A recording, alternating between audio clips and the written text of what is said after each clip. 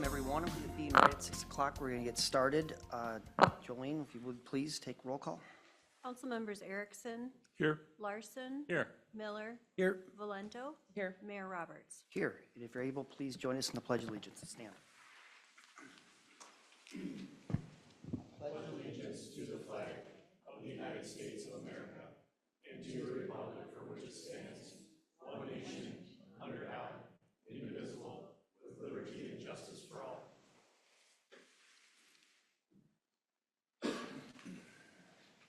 Our first item here, the awards and presentations. We do not have any of those this evening. The sixth item here is open. Number 4. Sorry. We need to approve tonight's agenda. So is anyone interested in making a motion? Also move. I'll second. Motion is second. Any further discussion? All in favor? Aye. Opposed? We have an agenda. All right, so no awards and presentations, and then we'll go to open forum. This is an opportunity for anyone to speak. Come up and speak to any city-related matter. Keep your comments relatively brief to around 3 minutes. When you approach the podium, please state your name and address. And the first person we have this evening is Don Ship. And Mr. Mayor, would you want to just clarify that this is not the time to address the budget? Correct. So you have your I guess you have a choice. If you wanted to speak to the budget, you can do it during this open forum. We do have up to a time once we after we have the presentation of the budget to speak at that point as well. My official address is Wills Point, Texas. My name is Donald E. Ship. My wife and I own and operate a hangar at the Forest Lake Airport. For the last 42 years, I've been a licensed commercial pilot, certified flight instructor, and airline transport pilot. I've accumulated over 30,000 hours of flight time. All that I do is visit airports for a living. Professional pilots follow rules or they lose their job. The city of Forest Lake has violated hangar owner contracts. In 2016, MnDOT Aeronautics offered the city of Forest Lake a grant of 90% funding in order to pave the grass runway. Certain city council members wanted hangar owners to help pay for the project. Ultimately, the Airport Commission recommended an extra fee scheduled to be paid by hangar owners. The city council adopted it. The problem, it was a contract violation. Every year since 2016, the city of Forest Lake has been advised about a contract violation that occurred between the years of 2016 and 2020. Some people only paid for certain years. Their outstanding balances were removed. Those hangar owners who paid the extra fee for those 4 years were never repaid. The net effect is that the city has now charged certain hangar owners differently. That is a clear case of discrimination. Discrimination by municipalities is illegal. MnDOT Aeronautics has now offered a 90% grant to add 300 feet of paved surface to the existing runway. If exercised, the 10% investment would reap a 900% return on investment. 300 feet of additional paved surface adds safety, utility, and actually reduces total noise around the airport. Hangar owners pay rent on a square footage basis, and the rent increases may rise to the limits of the Consumer Price Index. At the recent Airport Commission meeting, there was talk about charging hangar owners additionally other than using the Consumer Price Index. The contract clearly states, rent adjustment shall be reasonable. An increase in rates based upon the Consumer Price Index shall be considered reasonable. Hangar owners have no control over operating expenses at the airport. Hangar owners simply lease the land for their hangars at the public airport. All private hangars at the Forest Lake Airport were constructed at absolutely no cost for the city. Hangar owners pay rent and property taxes annually. I recommend taking advantage of the 90% grant. I recommend operating within the limits of the ground lease contracts. I highly encourage you to read the ground lease contracts for the airport, focus on the area of rent. I'm willing to help the city of Forest Lake any way that I can. Good business is a win-win for all participants. If the city of Forest Lake follows all of the rules, unity will be restored. Thank you. Thank you. Next up, Gary Lee.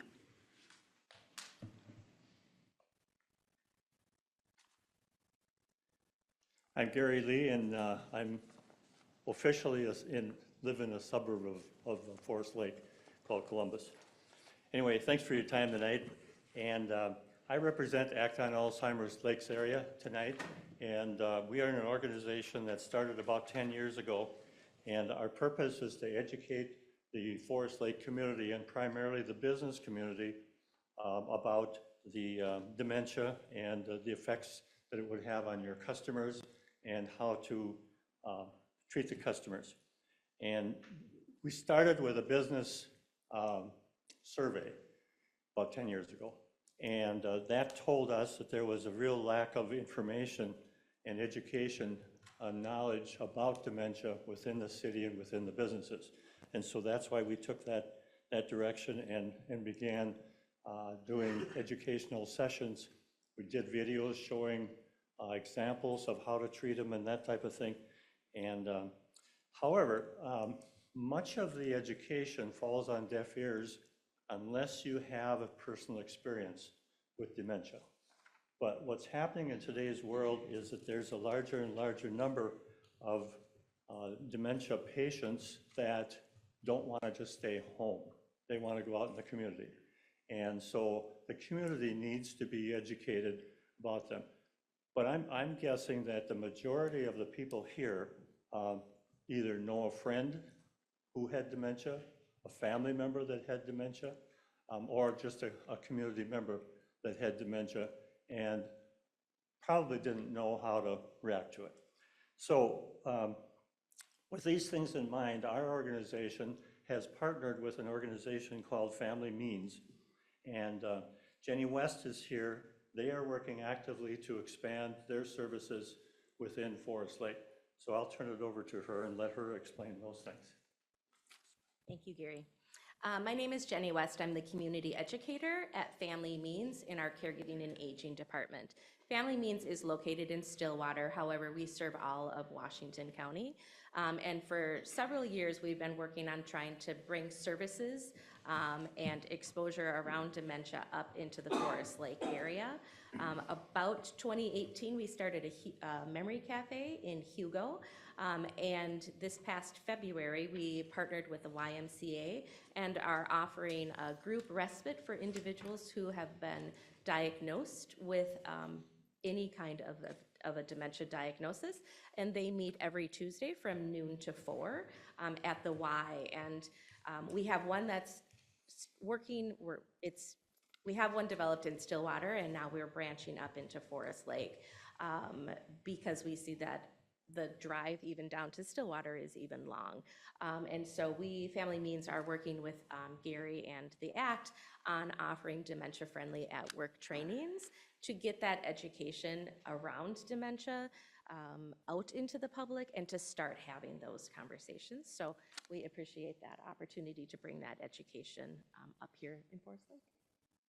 And it's intended for businesses, not only businesses, but churches, other organizations, whether it be the Lions or the Masons or whatever, to invite Jenny to participate, and she would come to a business meeting or a training session that your employees would have or whatever, just to teach more about it so that all of as many as we can, Forest Lake residents have a better understanding of what to do when you're interacting with someone with dementia. So she's available. Great, thank you. Thank you. Dean Lopez mentioned standard city business. I don't know if you are talking towards the budget or if you want to speak now, it's up to you. You're up there, you must. Yes and no. Hi, my name's Dean Lopez. I lived in, city of Forest Lake now, since 1970, where it used to be the township, Forest Lake Township, and I've seen a lot of changes, but there's always one problem that keeps coming up. Every time something has to be done, we're always the last to get any kind of service. I'll give you guys a hint. When you guys said I'm taxing everybody for the storm sewers, okay? I asked them, why I'm being taxed for storm sewer? Well, storm sewer for water runoff. I go, my water can't run off. And you guys goes, why? Because you guys filled in the ditch. It just lays on the ground. A couple years later, you guys came out and dig the ditch. I remember one time where the road between the two little lakes washed out. Forest Lake did their one side, Hugo didn't do their side. We got a neighbor that was changing the road grade Called up about that, and they said, and plowing our road, because there's only 2 people in Forest Lake that live on that side, and the other 3's on Ugal. And I came up to Forest Lake here, and you guys told me, you have a contract with Ugal, so I gotta go talk to them, and I'm going, well, I pay my taxes in Forest Lake, not Ugal. And me and the other neighbors, we had to go straighten out that deal. And then they put the wrong gravel in the road, and they had to change that, we had to fight that. They wouldn't plow our ditches, you know, cut the grass, and we had to argue about that. But then you guys tried to charge me for a street light that I didn't have. It was on Ugal's side, and it was a private farm light. It just seems that I keep getting taxed for everything, but I don't get the I don't get the service for it. And and you guys tell me I can't do this with my land, can't do that. I was gonna replace a fence line. Then you said I had to get a permit, and I go, so you okay it? I say, if I'll put the fence here, you okay it, then I'm legal. Then you guys go, oh no, if it ain't, you know, we're just giving you the permit, we're not saying it's legal or not. And I'm going, but yet you guys wanna hit me with a fee. Okay, I can see having a fee for some things, but I really don't get no benefits for anything that I do here. Cause you know, I got 27 acres, can't divide it, you want this, and you say, well, I'm in Forest Lake. Why can't I do city lots then, or build 3 or 4 houses? Oh, we got you a light agriculture now. And, you know, it just keeps like, I got the land, but I can't do anything with it. Not that I want to develop it. I like it the way it is, but it always seems like I can't do anything or this, but then you guys will let a developer build a cluster of houses. And I'm just trying to say, so what's the difference if I wanted to do a cluster of houses on my land? Point I'm trying to make, it seems like I'm paying taxes here, but all I'm getting it back is I can't do this, I can't do that. You know, because I try to build a little walk on little bridge over a little stream that I have. And right away, they're up there, well, I can't have that. I go, well, this guy's blocking a main stream where you can take a boat through. It was all right for them, and this is in Forest Lake too. You know, I just don't get why, if I have the land, you guys want to tax for me for this, that. Why can't I just do stuff on my land? Like, if I wanted to build 3 houses on that 27 acres, why can't I be more taxes for you guys? But the main point is, every time there's an issue on this little road here, or anything goes wrong, you guys may rate the taxes up quick, but the service down there is really bad. Now lately, it's been getting a lot better. We got new neighbors down there, and I told you, yeah, well, the neighbor was trying to, you know, to get the crown in the road, so, well, he wanted that flat and going the other way so it didn't go towards his house. So I guess they were watching him to fine him for the road if he changed it again, but seems like, you know, my taxes are getting paid in Forest Lake. Every time I had an issue, city of Forest Lake won't do anything. I had to go fight it down in Ugal all the time. Because you guys have a deal with them, and our road that we have, my brother was a quadriplegic, so I always needed them roads cleaned quick, you know, after heavy snow, and usually I had to go there with my skid loader to make a path to get my van out of there if I had to take them anywhere. And I'm just saying, if I'm gonna be taxed here in Forest Lake, I should get the same service that Forest Lake residents are getting, and I shouldn't have to go see why Ugal's not getting this road plowed. But through the years now, you know, it's a lot better, you know, but I'm just saying, that little piece of area of that road that only got 2 residents on there, that's in Forest Lake side, and the other 3 on the Ugal side, we kind of get missed a lot there, you know, like, it's always the last road to get plowed. I mean, it is getting plowed now, but I'm just saying, it's always the last for the road to get upgraded. I had to go argue about them that, hey, if Forest Lake is cutting the ditch grass, I'm gonna say twice a year, I go, I expect to get it cut twice a year too, because I'm paying the taxes for it. And I know for a while they weren't doing it, but I'm just saying, you know, then I got the thing how you're raising my taxes up again. I'm going, what benefits I'm getting from you guys? You know, I'm not getting any benefits, but I'm getting a lot of headaches from you guys. Like I said, I've been here since 1970, and I'm trying to pass the farm on to my nephews and all that, but yeah, there's just a lot of problems in that deal. Now I see you guys raise my taxes up again, $195. I'm just trying to see what benefits I'm really getting from all this, you know, I mean, yeah, you know, you gotta raise taxes, I give you guys that, but I just can't see where it's benefiting me as a whole, or through the years, you know, I could talk for hours about all the stuff I've seen, and how, like, ever since it went from the township to the city, how much less we got for being into the city than what the township was. So I just want to kind of give you guys a think a little bit about why is this area so overlooked, you know, like I said, I'm just using a storm sewers. You know, charge me for storm sewers for mine on my land. You know, if I didn't tell them that you guys buried the ditch, you guys wouldn't have done anything about it. I don't know if that was Hugo or Forest Lake. And I was trying to tell them the grade of the ditch, and they go, no, once I go 3 feet down, there's a culvert underneath our driveway. And they go, how you know that? I was a young man when they put it in. And they dug down there, they go, oh my gosh, there's a culvert. I go, that was the grade of the ditch that you guys buried, you know, so I'm just kind of ticked off that, you know, you're raising my taxes again, and all through the years, I see no benefits to it. Maybe you guys can explain it to me on your budget and all that, but I just want you guys to back your mind, take notice, you know, go, why is this area here had so much problem? Because it's at the edge of everybody's border. I got Hugo, Forest Lake, and Scandia. You know, so it's kind of like the farthest corner, you know, a mile from Big Marine Lake there, you know, it's just at the edge of everything. I would like to have you guys pay a little bit more attention to that little section, you know. Because at one time, we had 3 handicapped people living in that area, you know, now they're all gone, but I'm just saying, I would like to have you guys pay a little bit more attention in that little strip and go, hey, you know, yeah, it's small, maybe a mile. There's only 2 Forest Lake people that live there, but it's shared with Hugo. We shouldn't have to go fighting to see when the road's gonna be plowed, if they're gonna fix that. How about that neighbor's out there with his tractor changing the road grade?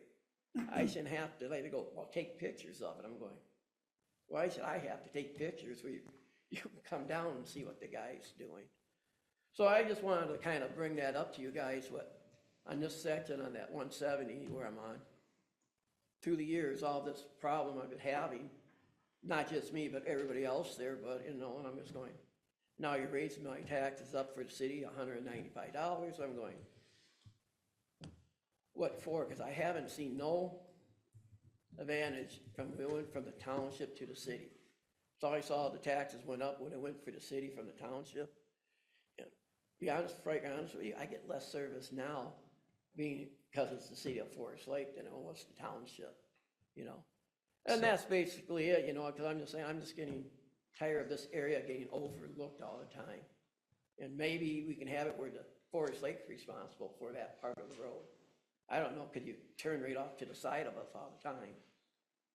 Just So- want to get in the back of your heads that, hey, might be a little area that we might have to take a look into and see what's going on. So But I will say that it's a lot better than it was before, but it took a long time to get it that way. Mr. Lopez, I appreciate you coming this evening. Maybe Administrator Statz, maybe staff could reach out and get some clarification on some of these concerns, and we can address them. So, Okay, well, thank you for your time. yeah, thanks for coming this evening. Nadine Cedarholm, Nadine, do you want to speak now or to when the hearing for the taxes? Yes, yep. Yes. Yeah. Okay, all right, great. Anyone else interested in coming up this evening that just talk non-tax or budget? We'll have that opportunity afterwards or a little later. All right, so we have, council, we have a consent agenda in front of us. And Mr. Mayor, if I could interject real quickly here, as you noted, since the original agenda came out, we did add a couple of items. One of those was item O, and it was a consultant contract with McDonald Hopkins for cybersecurity. I want to note that we're adding an additional contract. In my memo, I said that McDonald Hopkins would have a subcontractor that would do some of the technical work. I was incorrect in that, and that they would like to contract directly with us. And that firm is, Arate is how you pronounce it, and it's in front of you tonight. It's a contract that's been vetted through the League of Minnesota Cities. League is covering our costs on this, and so I would ask that that item simply reflect that the consultant contract will be with McDonald Hopkins and Arate, so there'll be two different contracts there. Thank you. All right, with that, anyone willing to make a motion to approve tonight's consent agenda? I'll make a motion to approve consent agenda items 7A through 7Q. Motions are second? I'll second it. Second, any further discussion? All in favor? Aye. Opposed? We have our consent agenda. All right, item 8A will be the beginning of our regular agenda. With the first item is a truth and taxation hearing, but we are going to have our finance director, Elle Larkin, go through this year's budget. As Ellie approaches the podium here to present, I'll just kind of set us up a little bit. What Ellie's going to go through is partly required by statute, so some of the things that are in her presentation are things that state statute requires us to cover tonight, so if you're wondering about some of the elements, that might be where they're coming from. And what she's going to walk us through is both what the preliminary budget that was adopted, or the preliminary levy that you adopted in September, and then what our current proposal is, and that's based on all the workshops we've had and some of the discussions we've had since September to, in an effort to lower that final levy, reminding us all that the preliminary levy sets the high bar, so we cannot go above that tonight. We can only lower that amount. So again, you'll see two presentations or two scenarios tonight. You'll see the 12.59% that was adopted in September, and you'll see the kind of current staff and council proposal at 7.9%. So what everyone's mailing was based on was the 12.59. So if, as the gentleman mentioned earlier, he had a dollar amount that he saw on a statement, that is what was, that number was based off the September number. So from there, I'll let Ellie take it over. Great, thanks. Good evening, Mayor, council members, and citizens of Forest Lake. For those of you who don't know me, my name is Elle Larkin. I am the finance director here with the city. As Mark mentioned, some of the things we will be going through tonight are requirements by the state, and that will include a summary of the 2026 budget, a proposed levy, and then provide an opportunity for public comment. This comment will happen once the presentation is completed. So as our citizens walked in, you received a packet that really walks through in detail the budget timeline. And so with the creation of a budget, the council adopts a schedule in April.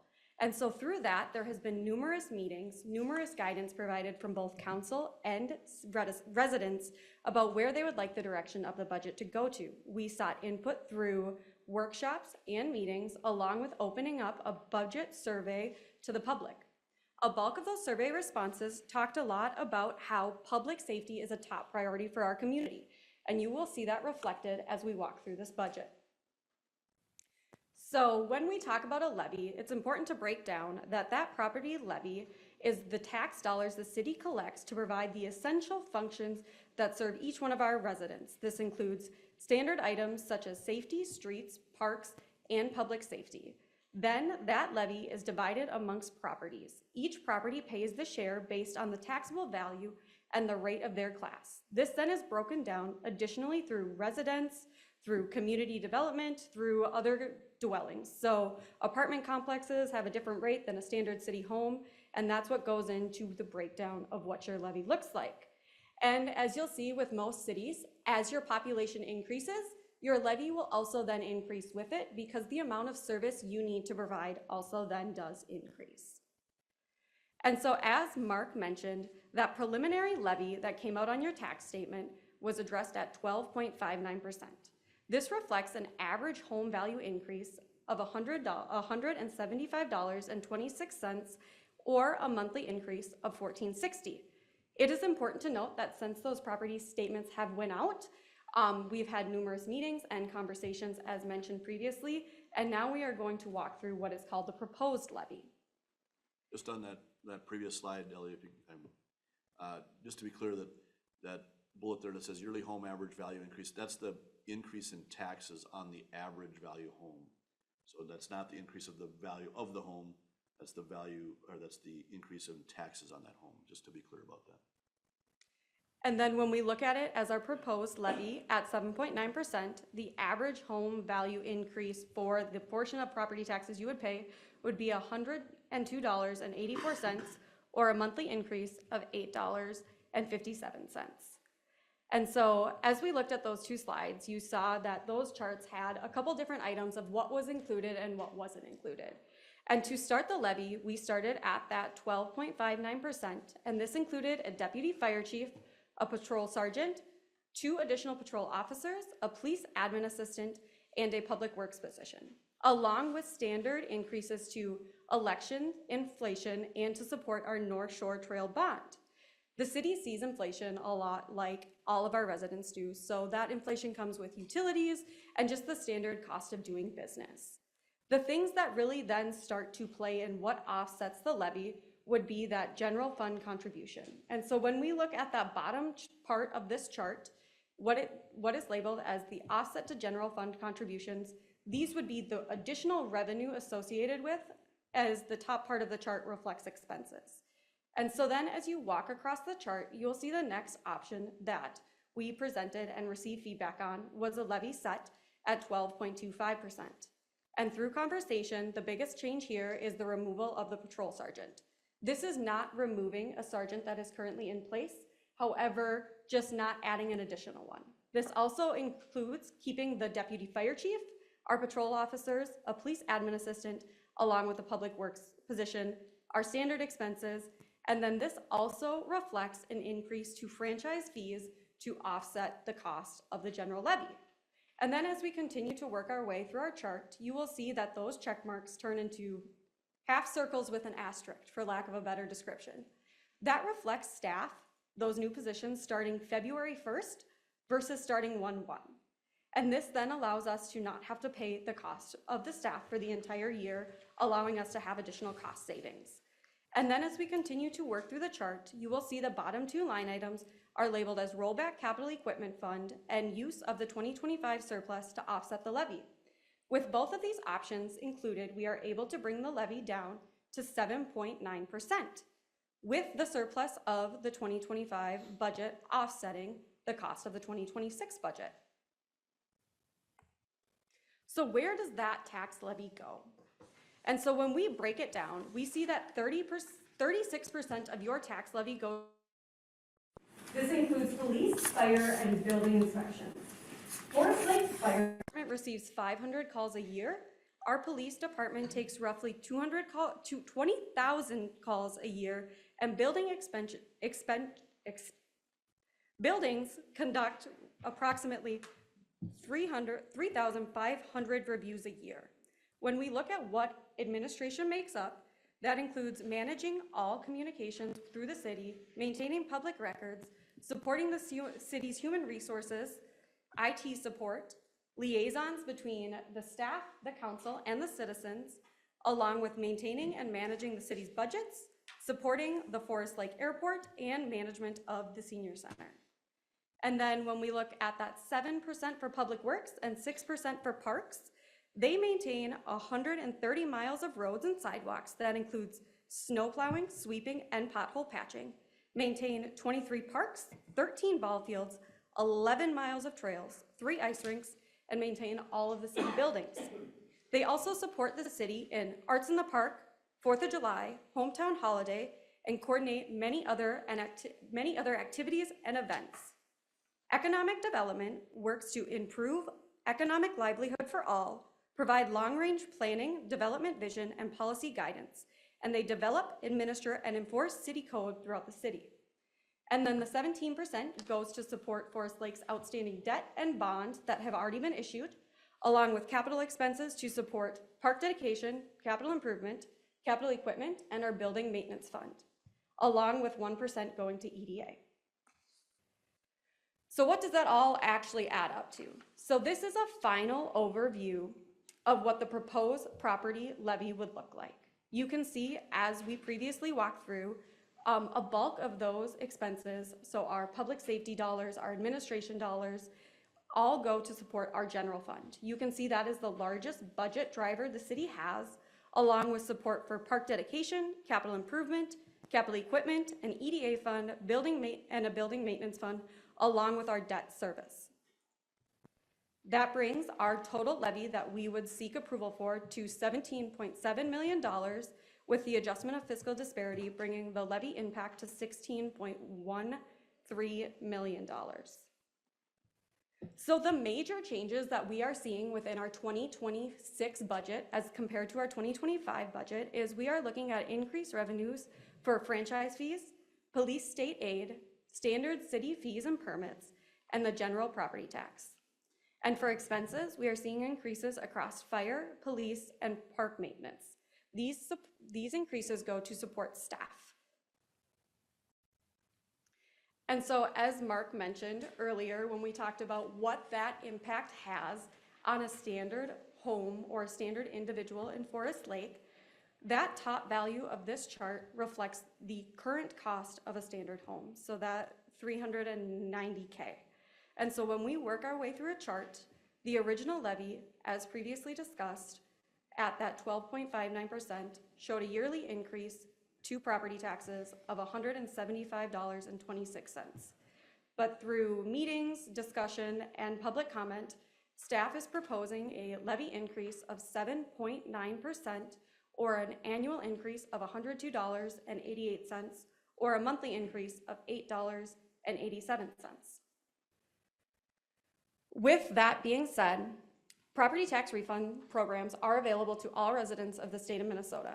There are two major programs for refunds. These include regular property tax refunds through the circuit breaker, or specialty property tax refunds. And more information can be found on this at either our Forest Lake website or at the Department of Revenue. And they have information where you can call, and they have certain filing deadlines if that is an option. That is just an option available to residents. And so, Mr. Mayor, the next steps would be opening it up to public feedback and to a public comment period. Thank you, Ellie. All right, at 6:32, we're going to open up the public hearing on tax and taxation. And the first person that we have, is there another list, Jolene, for? Okay.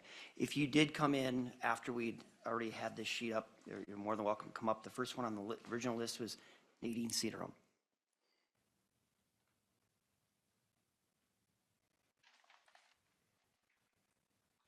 Good evening, thank you. We, of course, got our proposed taxes for next year. And I guess our question would be, who really figures the value of our home, and who decides on that? You want to weigh in on this? Mr. Mayor, if you'd like me to respond. So there's a sort of a separate hearing held each year in terms of valuation. And so I believe it's in, I want to say May.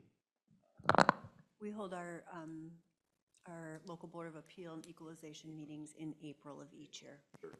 So each year you'll get a sort of a proposed valuation set by the appraiser, and there's a hearing to come and debate whether or not that valuation is there. Once that valuation is set, this process to set the taxes based on is only based on that valuation. And so tonight's hearing is not to say that we can't discuss it, but it's not really at issue today. We can't change that value tonight. But Mr. Mayor, it's established by a county assessor, correct?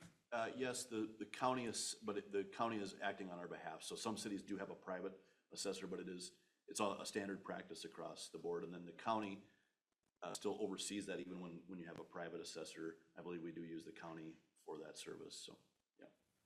Okay, so how can I contact somebody about that in April?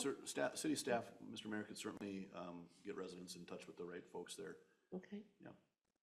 I can just call and find out. Yeah, and so my experience and the council here, when you do have these, it's a one-on-one. You sit down with a council member and a member of the county staff and go through the evaluation. In a number of cases, they're willing to adjust that. So it's a, To be clear, though, they would not be addressing this year's. correct, it's for next, yes, for next year, yes. It would be for 27. Yes, Yes. taxes payable in 27, Okay. yeah. So when, okay, I understand that, but, so I missed the time frame on this, for this coming year, per Yes. se. Yes, Okay. It's just that there's a couple, in our neighborhood, it's really diverse. We have newer homes, older homes, and across the years, we have one of the oldest homes. It's gonna be 100 years old next year. But there's a new house that has the value is a lot less and less taxes. So if we have an issue about this, then I need to wait till next year. till April, that would be April of- reflected on your 27 taxes. Yeah, this coming April to Yes. talk about the 27. Okay, that's all I had to All right. say. Thank you for your Yeah, time. good seeing you, thanks for coming. All right, that's all we have signed up. Anyone else want to come up and speak on this year's budget?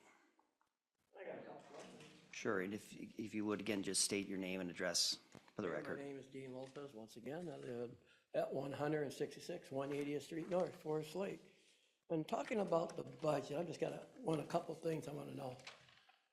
When you do the budget, you guys, in that budget is like insuring all the vehicles that the city has and all that, and insurance, all that's included in the budget?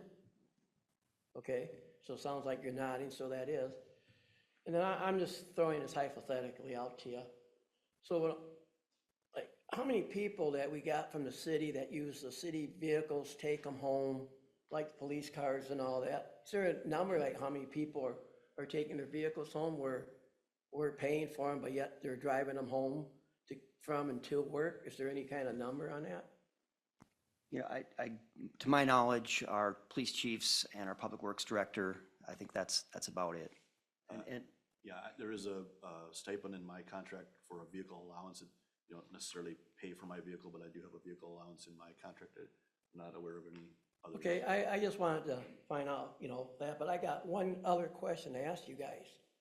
So when they take a city vehicle home that the city owns and they're paying insurance on it, and just say for some reason, I'm not slamming or criticizing anybody, I'm using this hypothetically, because it could happen. I'm not saying it is, but say that, I'll just use myself, for example, say, oh, I'm in the city, blah, blah, I get a car to take home, and I go on a bender, get in a big accident, injured, maybe even kill somebody. So is the city liable for that now, since they're in the city vehicle and you're having that city employee driving that vehicle, or is that covered on a different way? I'm just kind of wondering about that.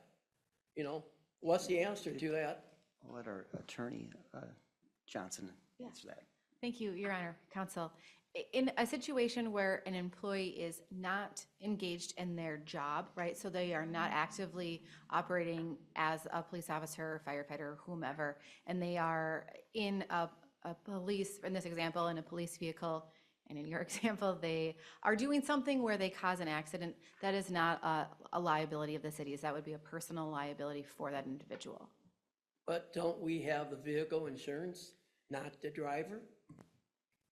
Because, you gotta have insurance on the vehicle, and it's gonna go, and I know insurance, because I was gonna be a guy agent, they're gonna go after that car who has the biggest policy. And it's Yes. gonna come back to the vehicle, especially if it's a city vehicle, it's So- coming back. The city has the benefit of having immunity in those situations, right? There are certain laws that would prevent that individual from being able to sue the city. Oh, no, I was just wondering how that go, Yeah. if that was to happen, if there was something to keep a clause from that happening. Correct, yeah, we have governmental immunity essentially. Okay, I was just kind of wondering how does that work when you see vehicles going from one thing to another, if something was like to happen,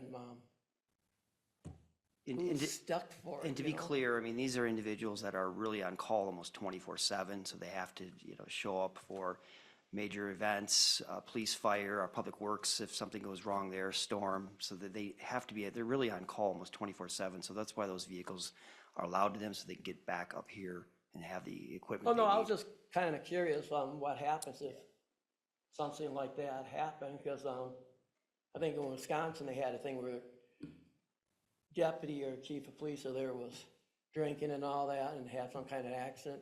You know, I was just kind of wondering what happens to when that does happen.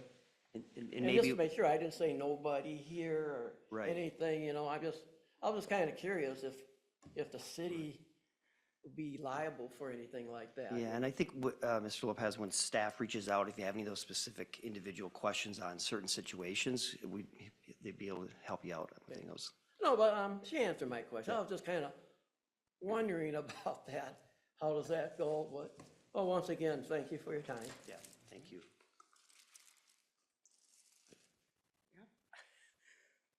So I just want to You need to thank. state your name and address, Yeah, please. oh, I for the do. record. Okay. I'm Blake's wife, the mayor's wife, Siobhan Roberts, at 21018 Caroline Court. And just listening to Jacob Fry asking for a $46,000 raise to make $187,000 in Blake gives every day to the city. And he is in our best interest. So everyone who's on staff that gets paid, thank you. But when you guys do this, it's just out of your heart. Yeah. It's very appreciated. It's a labor of love. Yeah. Yeah. All right. Anyone else would like to speak tonight on that? Come up, state your name, address.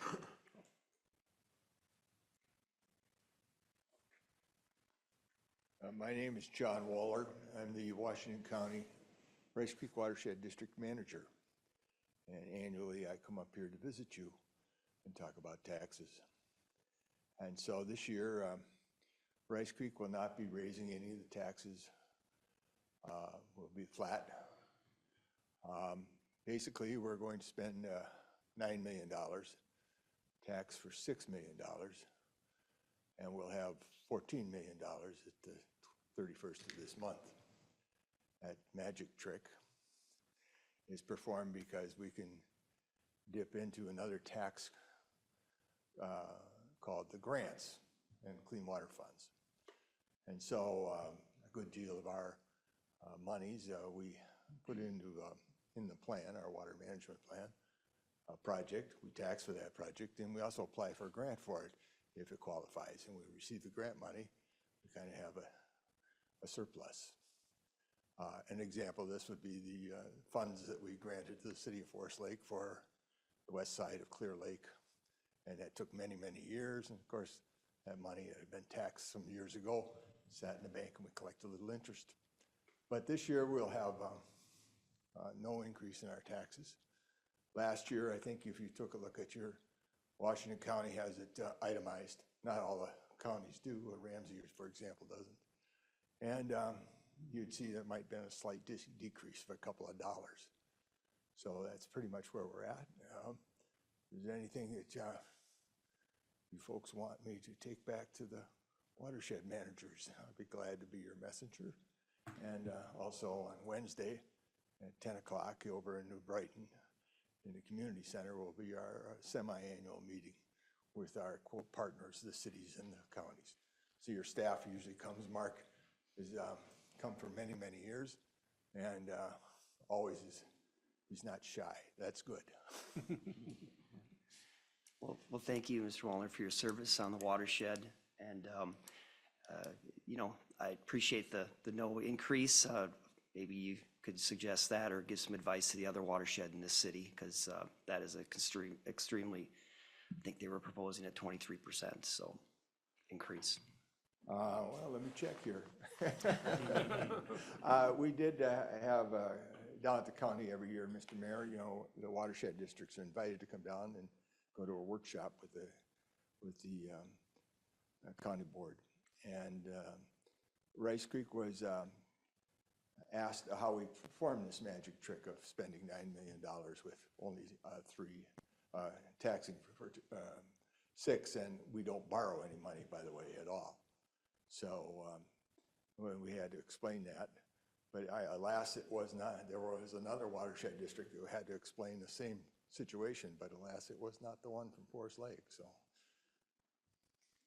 Thank you very much for your help, and good night. Yeah, thank you. Right, anyone else like to come up?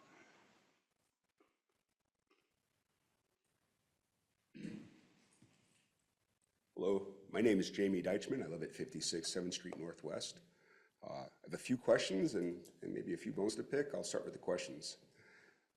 2 years ago, I'm going to use approximate numbers. 2 years ago, our budget was about $12.6 million for the city of Forest Lake, if I remember correctly. There was a $500,000 line item in our budget for park dedication. At that time, it was different mayor, previous mayor. But I asked at the budget meeting, where's $500,000 for park dedication? They said, well, it's in the 10-year plan. I looked on the internet. I looked on our Forest Lake website. Could not find that plan. Last year, we had $350,000, does that sound right, as park dedication? And now this proposal for the next year is $415,000. That's $1.2 million for a park dedication I still can't find. That's a lot of money. And, you know, we're all pretty much working class from this area. That's a lot of money. That's just for a park dedication. On top of that, according to the graph that was on the TV earlier, our population's gone up 1,008, something like that. It's not a whole lot more than it was 2 years ago, but we're talking about a $3.5, $4 million increase in the yearly budget. That's a huge number. 12.6%, was that the number? It's on the bottom of the page. I should have brought it with me. That's a lot. And that doesn't include the proposal for new public works building that was possibly $50 million, 4 times our annual budget. You guys are spending money like the trees on Broadway. They look great, but they're gonna die just like the ones before them did because they get salt on them every winter. That was an $800,000 total project. You guys are spending our money so fast, and sometimes you got to. The cost of taking care of our police officers, our fire department, the equipment, I understand that. Those are expenses we don't like to pay, but we all understand and we can get behind that. But you guys are just, what's $1.2 million gonna do for another park? I just heard 23 parks. That's just gonna increase more of our expenditures to keep maintaining another park. I still don't know where it is. Can any of you tell me where the next park that's gonna be dedicated is going? Well, Mr. Mayor, it's not for a new park, it's to maintain our current parks. Previous to what you saw, the budget a couple years ago, previous councils hadn't funded parks. I specifically remember that parks was part of the budget. That was a separate item. Might have been to the tune of like 50,000, 3-4 years ago. It's been years, if not decades, of not being properly funded. And so, well, it was proposed 2 years ago to be 500,000. That was one of the line items that we cut back at that point in time to not have as big a levy increase at that time. And so it's been inching upwards because we've got a backlog of park equipment that is outdated, broken, in desperate need of replacement. Their shelf life is like 20 years, and many of our parks are at that shelf life. All right. Yeah. I appreciate that explanation. Absolutely. So next up, where's the rest of that money going? I mean, I saw there was, we were hoping to get a new police sergeant and 2 more officers. Is our crime rate that high right now? I mean, 20,000, I heard her say 20,000 calls a year is what our police department's taking. Are those all responded to by an officer, or those just is that just the number of phone calls that comes in? So Chief Peterson or Captain Hanegraaff, do you want to explain just the call volume and the number of officers in the last 10 years? Yeah, so we have been responding to just about 20,000 calls a year, like you had mentioned. 10 years ago, we were responding to about 14,000 calls per year. So that has increased quite a bit. And we have not added any police officers in the last 10 years, not one. How many are we at right now? Right now, we're at 27. And then 3 civilian that are not sworn officers. And so, you know, and the calls for service have also become so complex now with also the, you know, mental health, those types of calls that we're going to. They sometimes can take, you know, anywhere from 5-10 minutes to a few hours to deal with those types of calls. Well, I can't pick apart any of that, but again, just overall, you guys, I'm urging you, I'm begging you, start tightening the belt, because there's nowhere, every time we start spending another $2 million a year, $3 million a year, we might as well be living in the cities. You know, inflation's hitting us too. And every single one of these projects, while they're great individually, you know, yeah, God, it's not that much money. It's another park. It's this, it's that. You're nickel and diming us to death. So please, please, and it might be too late for 2026, but you're a stone's throw away from starting 2027's budget. You know, April 14th is that the right date? It's coming. It's going to be here soon. You know, keep this in mind when you start next year, because if we don't start seeing decreases, we're all going to get priced out. Every one of us. All right. Thank you very much for your time. Thanks for feedback and coming tonight. Next person. I am Diane Smith, and I'm at 9185 182nd Street. First of all, thanks for this opportunity to address you. This is wonderful. I just have a question, and I asked, is it Elle or Ellie? Elle? And so you were very sweet, by the way.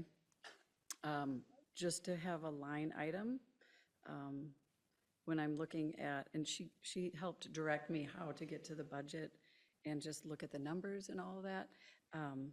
For Fund 101, Fund 203, Fund 205, et cetera. There are significant amounts here, and I just wondered if there's a line item or we can just look. And the only reason I'm asking, I have complete faith in you, by the way, and I've met you before, Blake, so you and Jeff, or Leaf, right? Yeah. But my concern comes from Hennepin County Commissioner. You know, it's been in the news, and I'm sure you're very well aware of that, and they are spending on outrageous things, and it's frightening to see that can even happen. So I know residents are not pleased, and whatever can happen in one city, it can certainly happen in another. So I just think for transparency's sake, and maybe you already have it, I would like to find how to just look so I can sleep at night and say, oh, look, here's how they're spending it, because things do cost money, things are expensive, and so my trust is with you, but I just think it would be nice to see line item. So does that already exist? Like, for example, like he said, the Park Dedication Fund, you know, General Fund, Capital Equipment Fund, Project Development Fund, things like that. Want to comment on that? Yes, so that does exist. My contact information is on the city website. If you go under the Finance tab, you will see my lovely headshot, and then you will see an email link. If you click that email link and you send me this request, I will be able to pull it for you. I do not have it offhand tonight, but it is a public document. These are your taxpayer dollars, and I am more than willing to even sit down with you and walk through it with you. Okay, I appreciate that. And there may be people at home that don't know how to navigate to get to this place where I am, and it takes having a conversation, so I really appreciate that. But I do know the average Joe will not. So maybe it's just a way to make it a little more user-friendly on here, you know, just a click away, maybe like hyperlink these funds, and then that will just take you right to it. Perfect. And then when budget docs do get finalized, we will update the Finance tab, and it will have all of this information as well. And so that will be a little bit more user-friendly, but we'll certainly look at it. Okay, I appreciate you. Thank Yes, you. thank you. Mr. Mayor, if I just may make a comment, for your benefit as well as the previous speakers, you know, those dedicated funds, and even like the Park Dedication Fund, some of that, and we've gotten a lot of feedback of, hey, you know, fund, it's like save money, right? Save money before you spend it.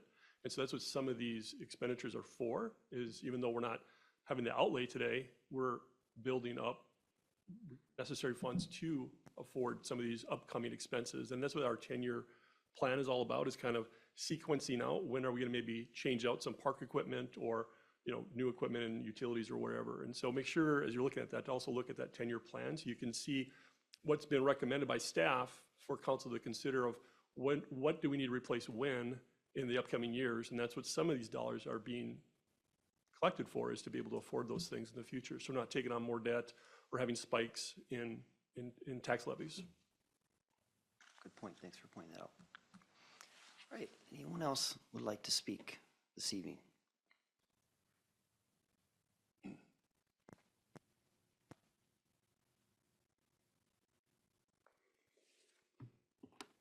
My name is David Rovang, 21380 Fondant Avenue here in Forest Lake.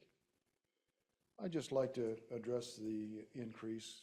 You guys have each gotten a mailing from me as well, kind of reflecting what was in the Forest Lake Times here about outpricing people with taxes, not being able to afford it.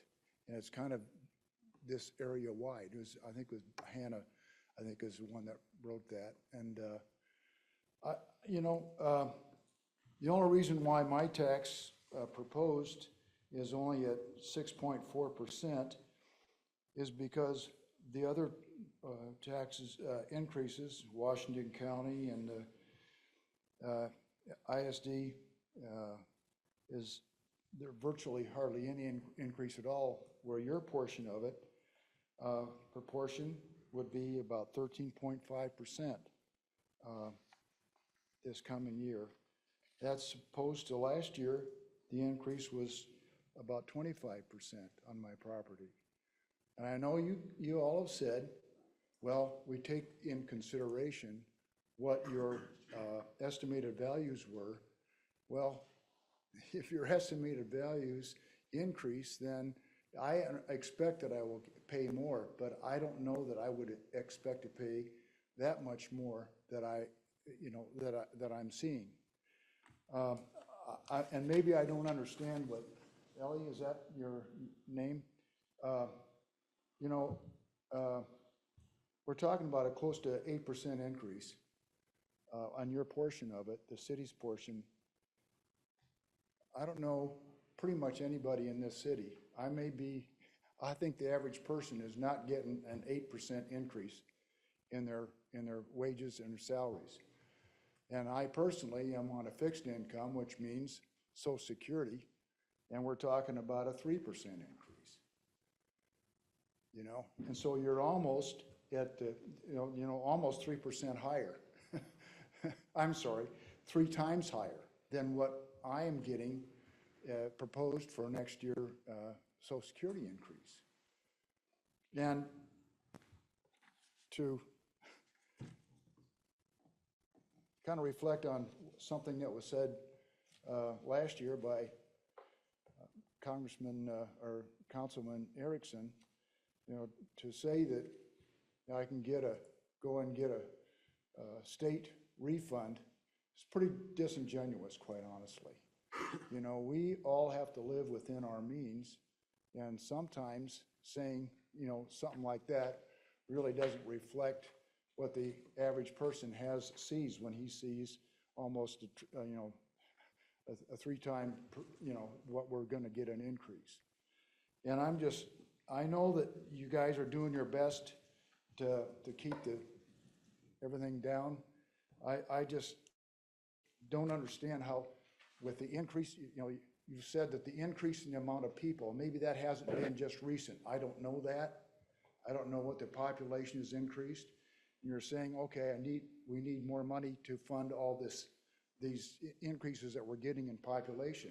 If that's the case, then where are those funds coming from? Their taxes they're paying into the city. That should also increase the total, you want to say, income into, the city's coffers at that point. That's, I guess, have a hard time understanding that, and a lot of people, matter of fact, I'll even direct it a little bit to Blake. I've got people around me that have voted for you for mayor as opposed to the previous mayor because of your willingness to hold down expenditure increases. But we're in fact seeing, increases. And I would have hoped that we would have seen a little bit closer to inflation rather than what we're seeing now. Thank you. Thank you. Anyone else like to come up tonight to speak on the budget?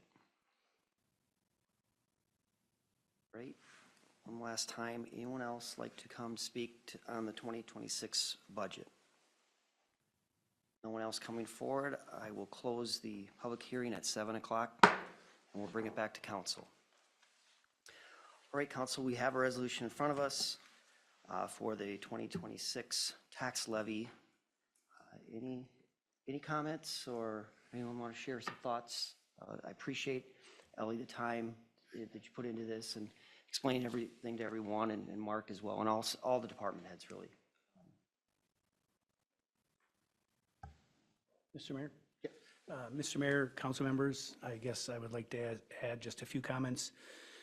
Ellie, staff, Mark, everybody in the city has worked very, very hard for all of you and for all of us to do the best we can to keep our taxes in line with what's going on in our state and other cities and counties in our state. The average in the state of Minnesota right now for tax increases is over 8.9%. When we went into this, we were pretty high, but we had to set our high level and we had to work backwards to cut as many things as we can to get our taxes down as low as we possibly can. None of us want to pay higher taxes either. We all live in this city, but we love this city, and we're going to do everything we can to make this city better. And with that comes lots and lots of infrastructure improvements that have been neglected for years and years and years. Parks that have been neglected for years and years and years. Our staff has been working with a skeleton staff for years. Our police, our fire, everybody has been working very hard for all of you and for all of us, but we have been way understaffed. We have infrastructure in our city that is falling down. Our public works buildings are probably the most unsafe buildings we have, and they're falling down. Yet we continue to use them. So I just want to compliment everybody here on this panel, on this council, and everybody in the city for the hard work they've done. And I think getting this down from where we started to 7.9% is an incredible feat in order to provide all of you with all the services you deserve. Thank you. Thank you, Councilman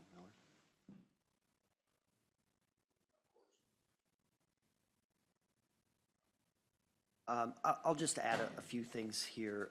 It did start, the 10-year plan called out for it to be at 16.4%.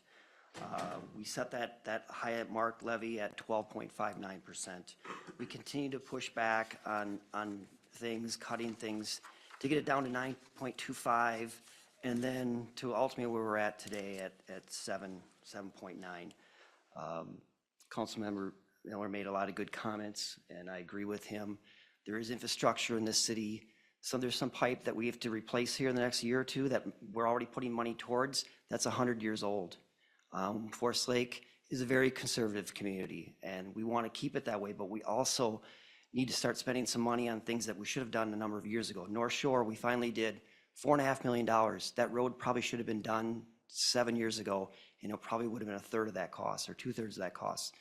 And so this council and the previous council has done a nice job of trying to keep everyone's taxes reasonable enough, but yet investing in the community.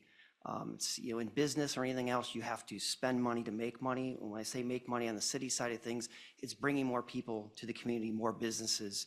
And so with that, I just want to thank staff for being agreeable to pushing back on some of these things. I think this is a very good budget that still allows to be fiscally conservative, but allows us to invest in this great city. And so with that, I would make a motion that we approve tonight's 2026 budget resolution 12082503, approving the 2026 tax levy and adopting the 2026 budget. I'll second. We have a motion and a second. Any further discussion? All in favor? Aye. Aye. Opposed? Motion carries. Next item. 8B, certification of delinquent utility accounts, and Ellie. Good evening, Mayor and council members again. So tonight in front of you, you have for approval the certification of the 2025 delinquent utility accounts along with other fees. Every year, the City of Forest Lake will bring forward to the council a list of the delinquent utility accounts in accordance to Minnesota State Statute 444.075. And this statute allows the City of Forest Lake to assess any unpaid utility accounts to the following year's property tax. Within that, we are also able to assess a fee on top of what is outstanding. In order for us to get to this process, the city is required to mail out letters to anyone who has an outstanding account laying out how much is left, what their due date is, and what happens if those accounts don't get assessed. And on top of that, we are also required to post it in the paper announcing that if anyone does have any questions, comments, or concerns about their utility accounts, tonight is the night to come and speak in front of the council at the public hearing that will happen when I am done talking about our delinquent utility accounts. This year, something new to the City of Forest Lake that we are able to do with our new code enforcement officer is also assess any unpaid code fees. We are able to do that through Minnesota State Statute 429.101. And so as you will see within your packet, there are 4 columns. The first column notes your total late utility columns, and then the next one is your total utility bill. You will see that that is increased, and that is with the fee that the city is allowed to charge under Ordinance 181 and 408. And then you will see there's a code enforcement column and then your total column. This is because when the city does assess these 2 property taxes within Washington County, we are required to only allow 1 per parcel. And so each one of those individual totals are broken down in accordance with Minnesota State statutes and what is allowed by city ordinances. If the council doesn't have any questions regarding the list or what was just presented to them, I would recommend, Mayor, to open up for public comment. With that, at 7:07, we will open up the public hearing on delinquent utility accounts and other unpaid fees.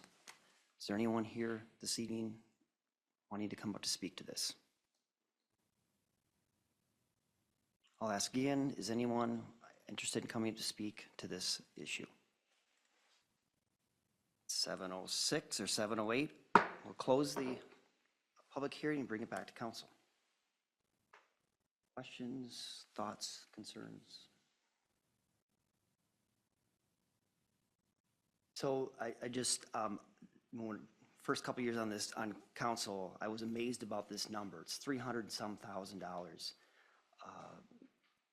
Out of that 300-some thousand, in history, and I don't know really who to ask here because we're all relatively new staff, is like what, if it was about the same last year, are we still working on trying to collect these, or once they're assessed to the property, is collection then stop? Correct. It does. I would say when my staff originally sent out the letters, the number was closer to $500,000. And so the effort staff is making at our utility billing level did bring in additional probably $100,000 to $200,000 that did not have to be assessed. And so when we do take those steps, we see that number decrease. But then after this is put on there, then we're not collecting it. Any other thoughts or questions? Great, anyone interested in making a motion? Mr. Mayor, I'll make a motion that we approve Resolution 1208-2504, ordering the certification of unpaid utility charges and other fees pursuant to Minnesota Statute 444.075 Subdivision 3E and Minnesota Statute 429.101 for collection with payable 2026 property taxes. All right. I'll second. We have a motion, a second. Any further discussion? All in favor? Aye. Opposed? Motion carries. Next item, 8C, Elmcrest Avenue Cooperation Agreement, Abbi. Thank you, Mayor Roberts, members of the council. Tonight in front of you is your consideration of a cooperative agreement between the city of Forest Lake, Columbus, Hugo, Lino Lakes, and the Economic Development Authorities of Anoka County and Washington County. The intent of the cooperative agreement is for all jurisdictions to agree to move forward with an Elmcrest, I'm going to call it Elmcrest, though it has many different names, Elmcrest Avenue Corridor Study. The intent of this study is to look at the Elmcrest Avenue corridor, which is our western boundary in the southwest corner of the city that we share with Hugo and Columbus, and extends down into Hugo and Lino Lakes, is to come up with a universal design for the roadway that all 4 cities can agree to. We believe that this significant economic development effort as we move forward is going to be able to help better guide the development along this corridor, and also make all of the cities and the counties potentially eligible for some potential funding in the future for the development of this roadway that development is leading towards, but there's really no plan for. Included in the cooperative agreement, the parties would agree to scope of services for a request for proposals. We'd solicit and evaluate responses, select a firm to conduct the design plan. We'd develop and agree to a funding formula and execute a professional services agreement. And then we would create the Elmcrest Avenue corridor design plan, conduct presentations, and adopt the plan. At this time, no money is being asked from any of the jurisdictions. Rather, it's enabling the staff of all of these jurisdictions to move forward with developing RFP to go out for services to see what this would cost us. We did bring this forward to the Forest Lake EDA last week, who are in support of this. They do recommend that we enter into this agreement. And we did also hear from Chris Ng with Washington County CDA, who has said the CDA does have funding that is available that would be able to help offset those costs. So tonight before you is consideration of entering into this cooperative agreement, and staff is recommending you motion to approve the corridor cooperative agreement and authorize Mayor Roberts to sign it. Do you have any questions for me?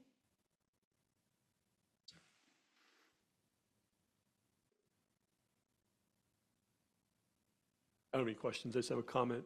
Having been at the EDA meeting last week and having an opportunity to look more closely at this with the entire EDA body and hearing from Abbi as well as Chris Ng. So I'm in full support of this agreement, and it'll be a good step forward. Questions? Want to make a motion? Yes, sir. I make a motion to approve the corridor cooperative agreement and authorize Mayor Roberts to sign it. I'll second. Motion and a second. Any further discussion? All in favor? Aye. Opposed? Motion carries. 8D, Ordinance 764, 2026 fee schedule. Elle. Good evening, Mayor and council members. One last time, what is in front of you tonight is the city's review of the 2026 fee schedule. At our prior meeting, we brought forth an amended fee schedule for the 2025 fee schedule to update a couple escrow accounts, but within this is a full review and modification reviewed by all staff members and department heads. With this, on your packet, there are a couple summaries that I'm just going to talk through. The first one is the administration citation portion has just been updated to fit what we're seeing across our partner cities and what are our comparable cities showing.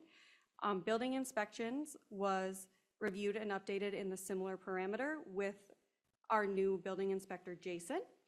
And then we have our police just updated they updated one fee that they didn't have the ability to enforce. And then planning and zoning, I'm actually gonna have Abbi talk on this one, as this is where most of the modifications came from. So a number of years ago, the city council elected to include into the fee schedule escrow deposits for many of our development applications. The city at the time was charging a nominal fee and then would ask developers to sign what's called a bill back agreement. It's kind of an IOU promise. And when I came on, I had encouraged the council to consider adopting an escrow-based system, which is kind of converting from that credit card system to a debit card system, essentially in an effort to ensure that we don't have outstanding debts from developers, that we're not having to invoice, that we're not having to go track down money later, that we'd collect a little bit more money up front, and that we'd keep track of those charges associated with those development accounts, And as accounts got low, then we'd add more in. I told the council, which I think maybe Councilmember Valento might have been the only person that was here at the time, that I knew that the numbers that we were starting with were low. And that was partially because I had been new here and hadn't had enough time to really assess how much development review was costing. So after a few more years of being able to assess how much it takes for the city to review, and a lot of that is also in with costs incurred by our consultants, how much it costs us to actually review our applications, and then also assess where we were kind of fair market-wise or looking at some of our peer communities. Tonight before you is some increases in those escrows to be both in line with a couple of our peer communities, but really I looked at Hugo, Lionel Lakes, and Wyoming, I think is what I had put in the staff report, and also then what we've been incurring. Also on the fee schedule then is the removal of some applications where I don't believe we should be accepting escrows. That would be most of our residential developments where we might just be charging our homeowners flat fees for something like a variance or conditional use permit, where we're really not incurring any outside costs. It's really just taking that staff time. So tonight before you is kind of a culmination of those, that you'll see some of those numbers increase if you cross-compared them with the existing, but those increases really do reflect what it's actually costing us to do the development review of many of our, most of our major land development applications. Do you have any questions specific to that for me? Or we can wait till we're done maybe, and if you do, I'm available. And then the final portion of that fee schedule would just be our public works. And we updated a few rates to make it consistent. And then it was also the sewer, water, and stormwater rates, which went in front of the council at the workshop in October. So staff is recommending the approval of the 2026 fee schedule, but I'm here to answer any questions, and so is Abby.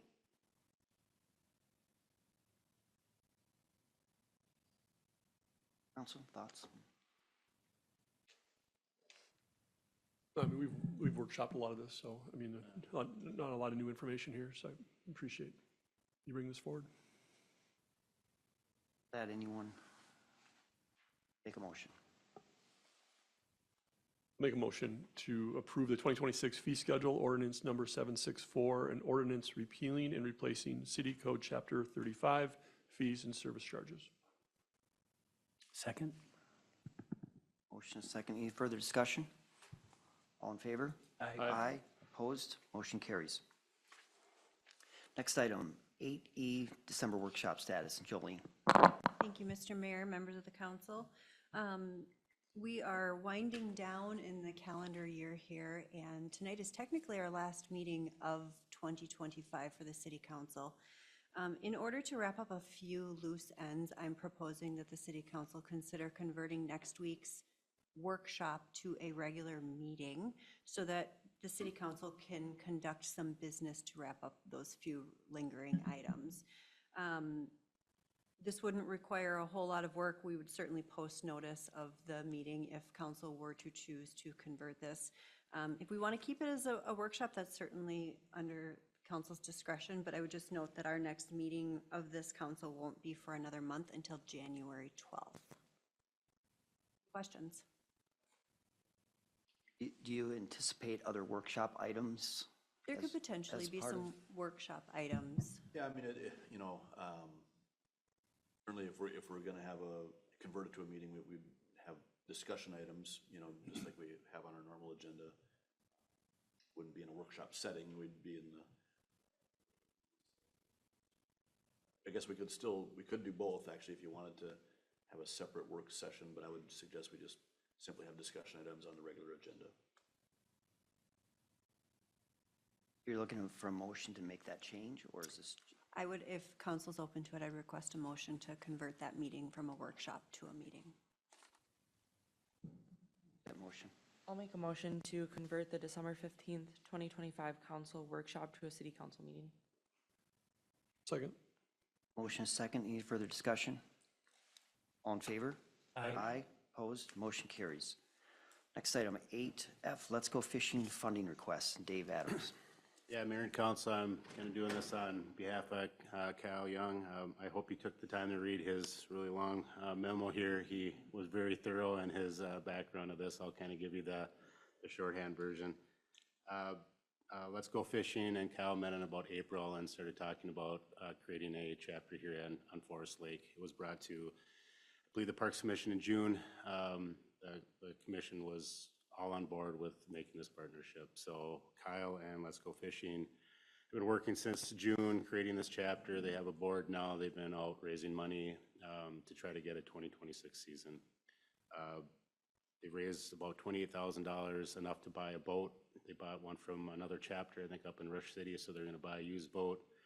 They're still short a little money to guarantee that they're gonna be going in 2026. Even since he wrote this memo, he met with the Forest Lake Schools bass fishing team.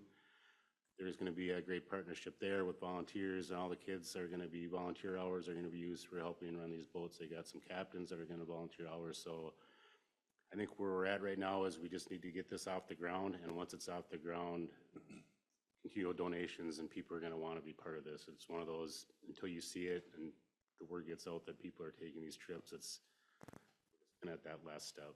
So at the last meeting in November, Mark from Let's Go Fishing, the president of this chapter, did his presentation of where they were at, and then after the meeting, actually the Parks and Recs Commission wanted to know if there's a way to help out. And after that, an email was sent requesting $10,000 from the city to kind of fill that last gap to be able to secure 100% funding for 2026 to make sure that they can go. In the Parks Programming Fund, we are well under budget this year. Kyle did a great job of raising funds and volunteers and stuff for all of our other events, so it wouldn't be an over budget situation to be able to give these dollars to this fund. So I can answer any questions you have, but basically the ask is to donate that $10,000 to this group, and in the future, our in-kind donation to this group would be providing them a slip in partnership with your boat club at the lakeside docks there for this pontoon to be housed and where that the on and offboarding of the events would take place. Dave, can you give just, for more of the public now, just exactly what Let's Go Fishing is and who they serve? And yeah, it's older citizens, disabled citizens, veterans. It's a whole gamut of people that, just even people that can't afford to go fishing, that don't have a boat or the fishing tackle. It's not set for specific groups of people, so it's a sign up to these scheduled times, and you get a boat ride on Forest Lake, and they provide all the fishing tackle, the fishing bait, the fuel, and the tool guide. They have a captain running the boat, so it's fantastic. The other bonus is you usually have a group of people coming into town, and from what we heard from Let's Go Fishing, these people are going out to the meals at a restaurant before or afterwards, or stopping at a gas station to buy stuff for that trip. So I think you're also infusing dollars into the community just by having this type of event.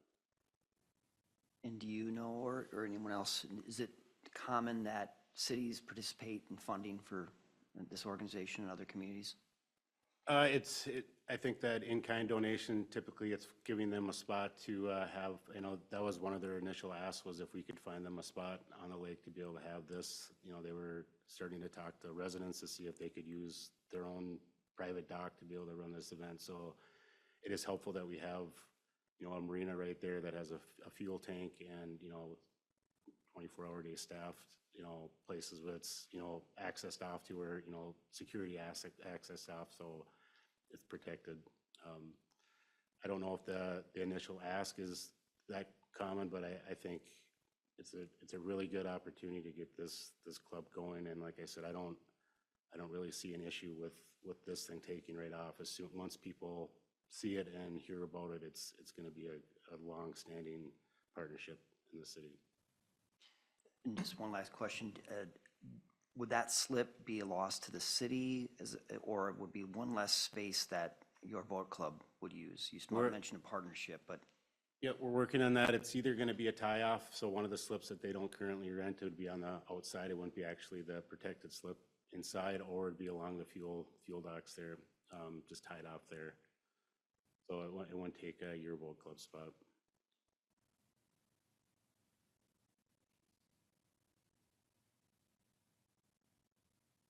Motion.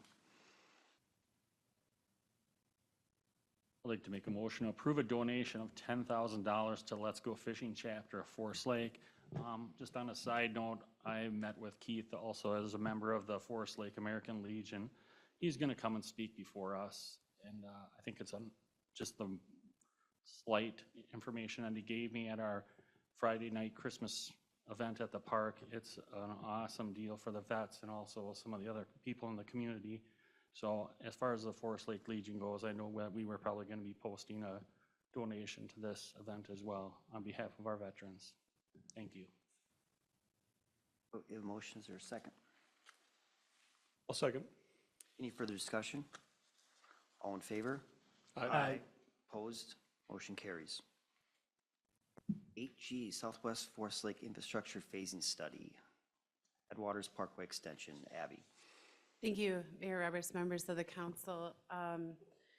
In late 2024, the EDA was awarded a Washington County Pre-Development Finance Fund grant to assist with the development of a study focusing on the future infrastructure in the southwest corner of the city. So that same area we were talking about, Elmcrest earlier, as development's moving towards it, we've identified that we really don't have some long-term infrastructure plans that are needed for the area. So we were funded a two-part study, which would identify the future alignment of Headwaters Parkway and then also create some new design standards and policies related to collector roadway design in the study area. Tonight, I'm going to run through some presentation slides that City Engineer Ryan Goodman did create. I'm not going to read them all. There's a little extra wordy in there for me. But I do want to at least highlight what the study is. So looking again in that southwest corner, bordered Elmcrest on the west, Headwaters Parkway, Fenway, and 190th. The primary purpose of the study is to figure out where is Headwaters Parkway going to connect with Elmcrest Avenue. And the study really looked at, and it said, we're going to explore two options for that. One that lines up with 195th, and another one that lines up halfway between 190th and 195th. The scope identified was those two conceptual layouts, engaging with property owners, identifying easements needed, wetland investigation, preparing preliminary stormwater design, and then preparing preliminary cost estimates. In addition to the Headwaters Parkway extension, again, there are some additional policies related to the design of the parkway and the other collector roads in there. We've talked with the council a little bit in the last year about that here and now design versus the design of Forest Lake's long-term full build-out future. Part of this was stemming from the 2006 master plan of the area. Headwaters Parkway west of Fenway was intended to have that two-way divided roadway design like Headwaters Parkway has between Highway 61 and Fenway. As Headwaters Parkway started to move west of Fenway, we narrowed that down and have been working in that single design. We've started to see development in that kind of phase 3 area where the Hidden Creek has been developing. And as Hidden Creek moves to the south, to be known as Hidden Creek South cleverly, we really needed to figure out how that roadway was going to keep extending. So our conceptual layout number 1 is just following the same alignment as noted in the 2006 Headwaters Parkway, or excuse me, Headwaters Planned Unit Development. You'll see in here carries that existing design, but it does have some wetland impacts as we move towards Elmcrest Avenue. We've indicated on Elmcrest Avenue that we don't know what that control intersection is going to be like, or that intersection control will be like. So we are kind of planning for the potential for an impact of if a roundabout was going to be put in that location. Conceptual layout 2, it is longer in design, does have less impacts, also still accounting for that potential if there was going to be a roundabout in that location. As you'll notice with option 1 and option 2, we have also put in the concept plans we've seen over the last few years in the area to look at how the neighborhoods would feed into the two different options. Option 1 really only provides for the existing access into Hidden Creek, and then a new access from Hidden Creek south. Option 2 does provide much more access into those residential neighborhoods as they develop.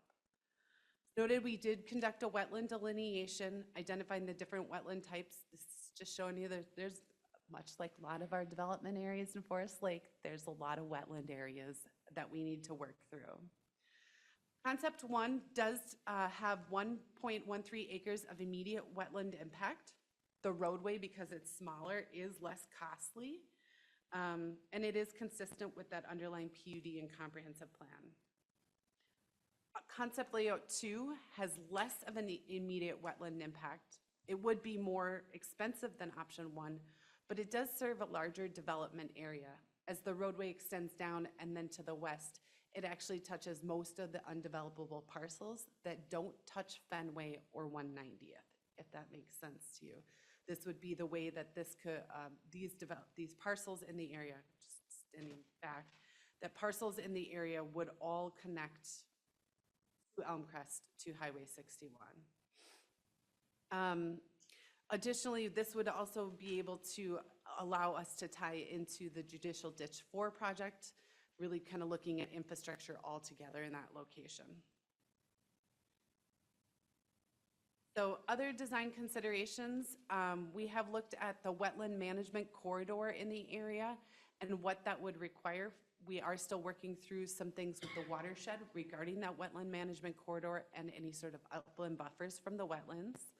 And then also we will need to work closely with Rice Creek Watershed District on 100-year elevations.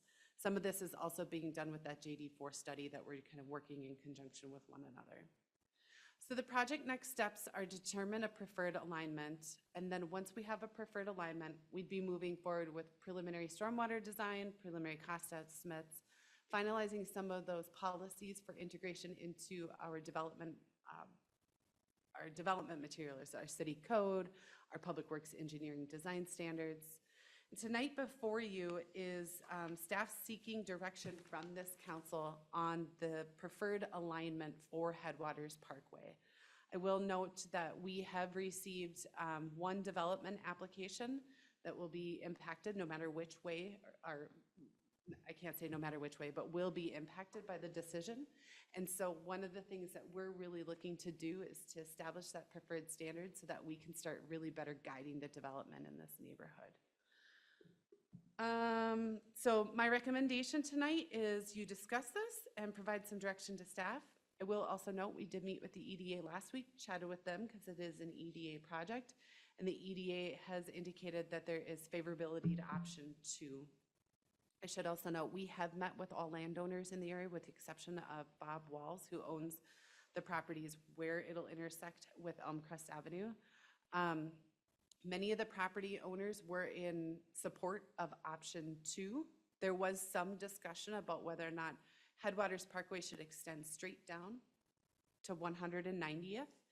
Staff does have concerns for that because generally you don't want to connect a collector road with another collector road. You want to make your smaller roads connect to your bigger roads and your bigger roads connect to your bigger roads. And we really want to try to be connecting this collector road to our state and county highway systems, kind of, that's how that transportation network builds. We have heard from the property owner, Pat Cerny, right here, who has been less favorable of either option. She did suggest an option that kind of clipped her property a little bit more, likely reserving the farmstead off for kind of isolating it by itself, and then coming through the center of the properties in between the two options. The challenge that staff has identified with this potential third alternative, which we have not looked at, is while there would be no wetland impacts, it would just push those impacts onto the private development later. Impacts for roadway development are viewed a little bit more favorably. When we're building big roads, the technical evaluation panels seem to be a little bit more favorable when we're building roads versus impacting wetlands for private residential development. So tonight before you is the discussion item, but staff is seeking some direction on a preferred alternative by the council so we can keep moving forward and then also start looking at some of these plats that might be affected. Do you have any questions for me? Council. One real quick one. Option 2, that divides some zoning as well, correct? Correct. So option 2 really is, the current zoning isn't affected, but the future land use is. So everything to the south of option 2 along that kind of section line is guided for highway business, where to the north it's guided for single family residential. And so there is that, I'm gonna go back to here. There is that opportunity to revisit some of this future highway business land area in the 2050 comp plan that will be starting next year.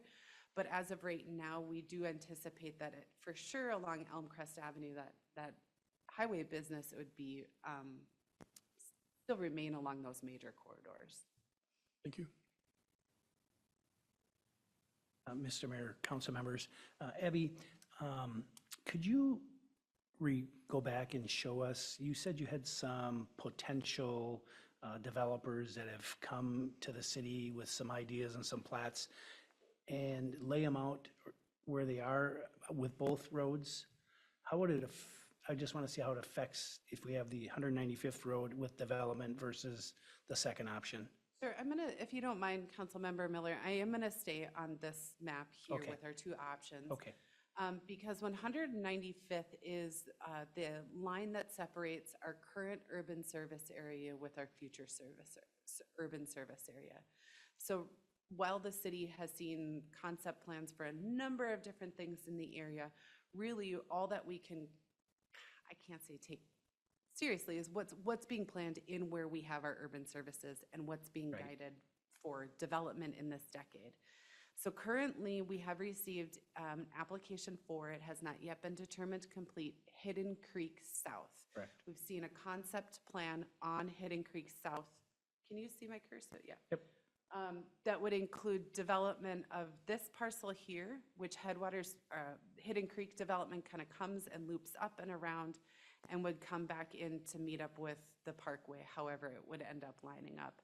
And then Hidden Creek South also includes the western parcel of the Chris Taylor Trust property. That preliminary plat that was submitted, and that was just submitted right before Thanksgiving, so it was after we had had property owner correspondence, but before we'd come to the EDA to have the conversations, shows Headwaters Parkway extending straight down. I'm gonna flip over to our options really quick. In option 1, we would have to carry the development plat is being shown at coming down this property line, not swooping in this fashion. We don't have enough, we need that bend as it's designed for safety reasons. I understand. If you, this portion here was designed with the Hidden Creek, or the Hidden Creek South concept plan embedded into it. It might have changed slightly from the dotted roadways you see here, but generally speaking, this is approximately what we've seen for Hidden Creek South. Though we do have what I would call ghost plat designs, they're not even concept plans, never submitted to us on the Cerny property or the Rabine property further south outside of the current urban service area. Certainly gives us a lot more options, I think, with development with option 2 versus option 1. Yeah, from staff's perspective, and I kind of keep going back to this, even though the roadway alignments aren't well depicted here and don't follow the two options you've seen, swooping the road down and following along the halfway point between 190th and 195th really touches the Hidden Creek South properties, the Cerny property. Rabines own both of these. This is the Brandt property, and these are both owned by Walls. So when you bring this down along the property line, it's oops, and scoop it around to the west, you're really touching all of the individual landowner properties in the area. That really will help us better feed those parcels into the parkway. While it doesn't touch the properties along Fenway, we do believe that those then would access over onto Fenway, another collector road. Thank you.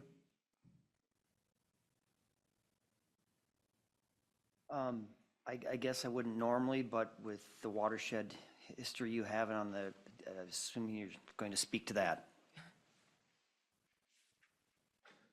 John Waller, Mr. Mayor. Abby, Mark, I know we have headwaters in the watershed plan. You know, that's there. But tonight I'm hearing you extending it a little bit farther, maybe beyond the branch 4 of JD4 and south towards 180th Street. Earlier, when you were talking about the 4 cities, I know that's not in the plan, but if you're going to extend beyond the current footprint that you have labeled in the plan, it would be good to get the district to make an amendment, because when it comes to funding, Mr. Mayor, the district is able to grant funding from the whole district back to the city for new projects. And it can also work with the city to access the Clean Water Fund money that we would use for improvements. For example, we're dredging, should I say such a word? Dredging Jones Lake in Ramsey County right soon. Jones Lake is a wetland that's been filled in and misused over decades and decades and such of neglect. But, and we'll have to go to the state for bonding money. But nevertheless, that can be done is what I'm saying to you with those wetlands. But you have to put it in the plan. And I was with Mark earlier this spring, and we took a look at the plan to make sure that is in there. But if you're going to have it extended to that footprint, Abby, and that footprint that you're also talking about with those 4 cities on that road, which we've talked about that for decades. I mean, I remember when Bachman was a representative, we were trying to get something done with the federal government on that. And to put that into the plan, and so make sure, because along with your long-term stormwater plan at the same time, but even make an amendment to our plan early, because it's 5 years till we do that yet. So that's all I was going to say, Mr. Mayor, is that that way you have access to funding, and it's always good to be able to tell the folks that you are really spending this much money because you got it from other taxpayers. You know, tonight they're upset about you spending this little bit of money, but as I remember, you have a $5 million bonding bill that came from the state, along with some small change from the watershed district, 50, 60,000 or something. And it's important to show the balance of that. I think that you are able to accomplish that much greater impact in your city. And that's why I ask about the plan for the watershed district. Make sure that's updated. Don't just wait till the end of the 10 years. You get it going now and you get the footprint in there. Thank you. Thank you. Questions? Any additional questions? So the question I have, and I guess it doesn't really, regardless of what route, which option we go to, is this study on the Elmcrest. Are we going to be deadheading a parkway into likely a dirt road? I mean, what is the timing as to where we think we're going to get all the way there, and where this? How does that line? Yeah. It's probably hard to really tell. But it's a great question, and I think members of the council, some of you have heard that development pays its way in Forest Lake, and so while we are planning for that future roadway extension to Elmcrest, as of right now, we don't have development plans to put in Elmcrest. This is not, we're not looking at a public infrastructure project. We're just looking at establishing the location and the design details for it. And as development occurs, then they would be asked to put in the roadway, or it gets negotiated through the development review process. As I mentioned, the 195th is the urban service area boundary till 2030. So that extension beyond that line, we still have a few more years that might get adjusted through the update of the comp plan process. And so, well, yes, we're planning for a road to lead to a dirt road. that would end up happening at the time of development. And the hope is our Elmcrest Avenue study and that corridor design development is going to run in tandem with our development, that these roadways connect together at the perfect union at the perfect time. That's the hope. Well, maybe that leads number 2 to even make more sense, because it's going to take us longer to get there, as opposed to the 195th, it's going to happen sooner. So maybe that, just to avoid that kind of traffic going out to a gravel road, probably is. And one thing that I do want to point out that City Engineer Goodman had also mentioned in the EDA that's worth noting is Headwaters Parkway east of Fenway. The southern leg of that was funded with assistance to the city. It was a city-funded project, but there was some funding pools that we were able to tap into. It's in the cooperative agreement. It's our hope to have a design standard for the roadways that the counties adopt and that the state can help buy into, that we can develop Elmcrest Avenue with outside sources in the future, and potentially looking at that regional impact of the connection to other roadways, that there might be a larger infrastructure, regional infrastructure project here that could score better on, state transportation system plans and that sort of thing. So we're not the only city that's looking at some of the infrastructure that's leading into Elmcrest right now. I would say that, Columbus has a lesser developable land area, but we will be looking at how those accesses go into Elmcrest. But this is one of the few kind of more major roadways that will be connecting in there.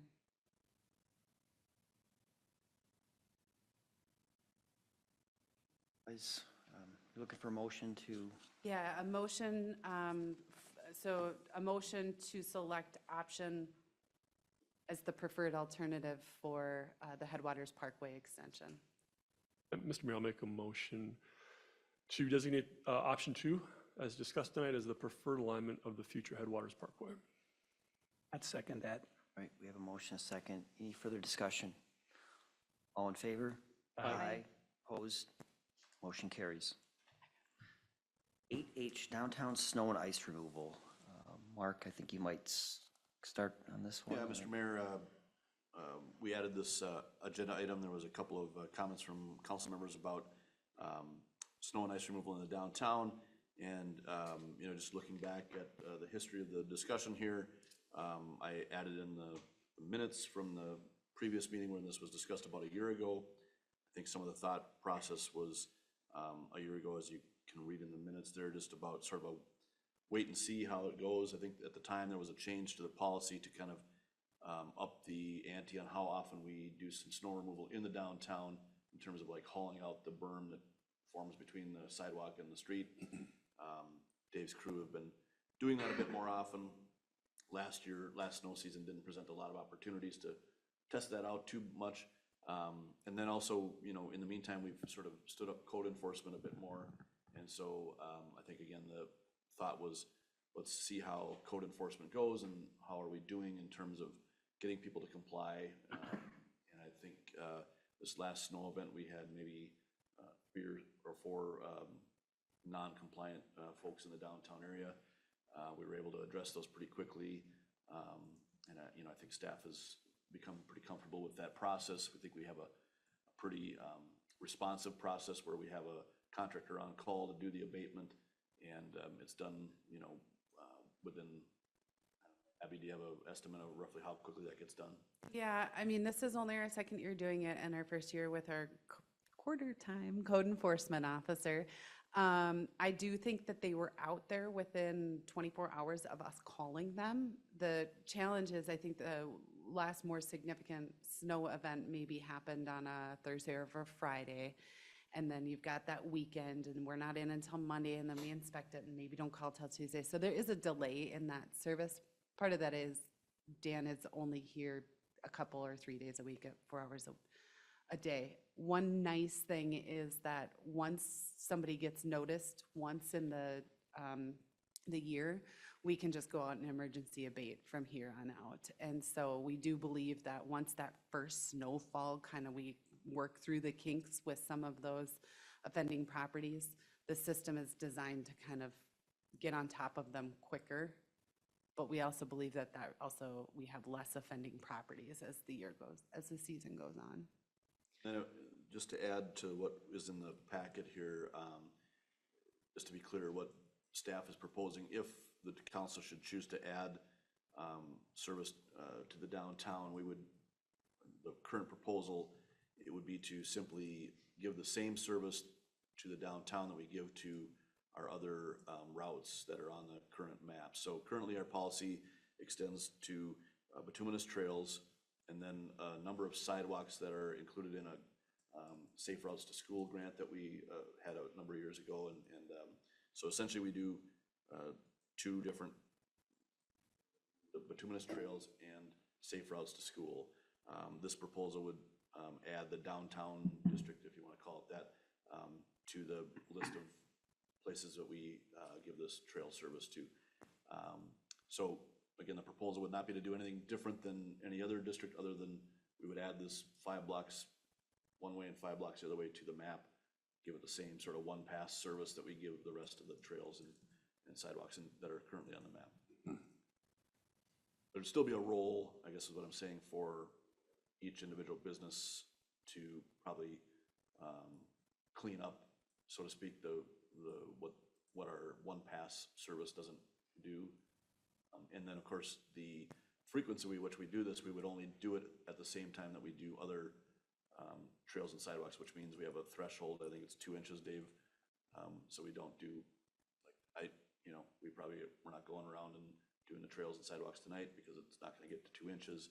So that would have to be kept in mind too, is that obviously downtown businesses probably want to clear their walks and that kind of thing on a more frequent basis on smaller events. So that's what's in front of you, and I'd welcome any discussion. Obviously, Dave is here to answer any questions too about their operation. Well, just a quick question. So Abby, with this last snow event, were there some business owners that were put on notice then? Yeah, notices ended up, and I'd have to double check with Dan. We have the right with snow and ice removal that it is an emergency service, so we can send our abatement guy out right away. And then we can send the notice with the invoice because there is an emergency service. So I don't know if those notices went out last week as a, hey, reminder, this is our program, you didn't do it, we're going to, or we have abated, or if Dan will be sending them out with the invoices. I just would have to double check exactly what we did in this specific circumstance. But yes, we are in the process. If all property owners have not been abated, there will be additional invoices or notices going out. This extends beyond downtown. I know that downtown was the inquiry that came up to staff, but we, as staff, we're really looking at downtown Broadway and 12th because those are those commercial corridors where we're seeing pedestrian traffic most impacted. Yeah, I mean, I sent the email just looking for a reminder of what the plan was. And of course, the next morning, the berms got removed. And so I don't know if those sidewalks that hadn't been previously cleaned got cleaned with those berms, or if there was a contractor that came out, or can you walk me through what actually happened last week? We cleaned the berms, but the contractor did show up while we were cleaning the berm. So I talked to Dan today, and they would have cleared it that night, that Tuesday night. Just, we had a window of opportunity to get that cleared in between there and Hometown Hall. We want to make sure that was cleared out for that event, so. Yeah, I really appreciate that you guys did that. Yes, they did. He did send them out he looked at them on Tuesday and then sent them out that night. I mean, this came up, we've been talking about it here for 2 or 3 years.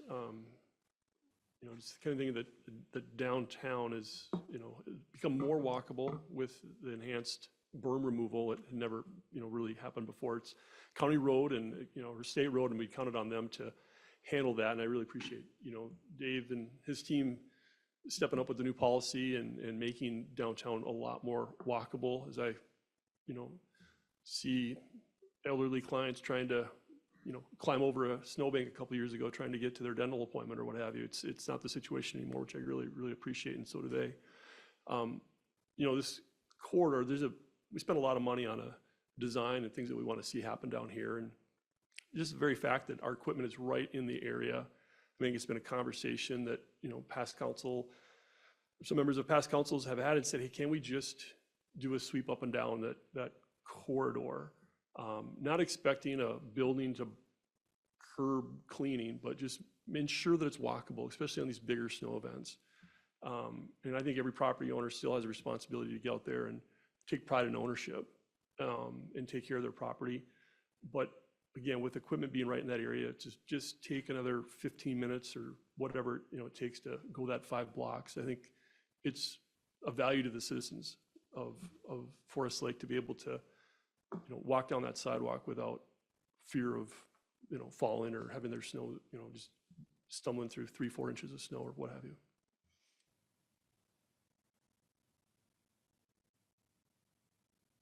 Thoughts or questions? I think that if the equipment is in the area, if they're doing a berm clean out or something of that nature, I think that's one thing, but I don't think we should be in the habit of cleaning the full sidewalk. I think the business owners should own that area as far as cleaning it up, making it accessible for their customers and so forth.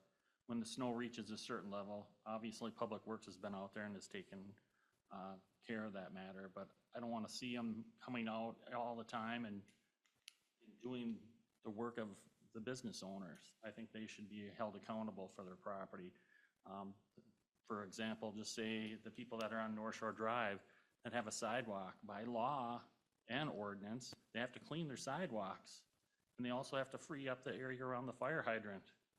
And that, it's just general common knowledge, I guess.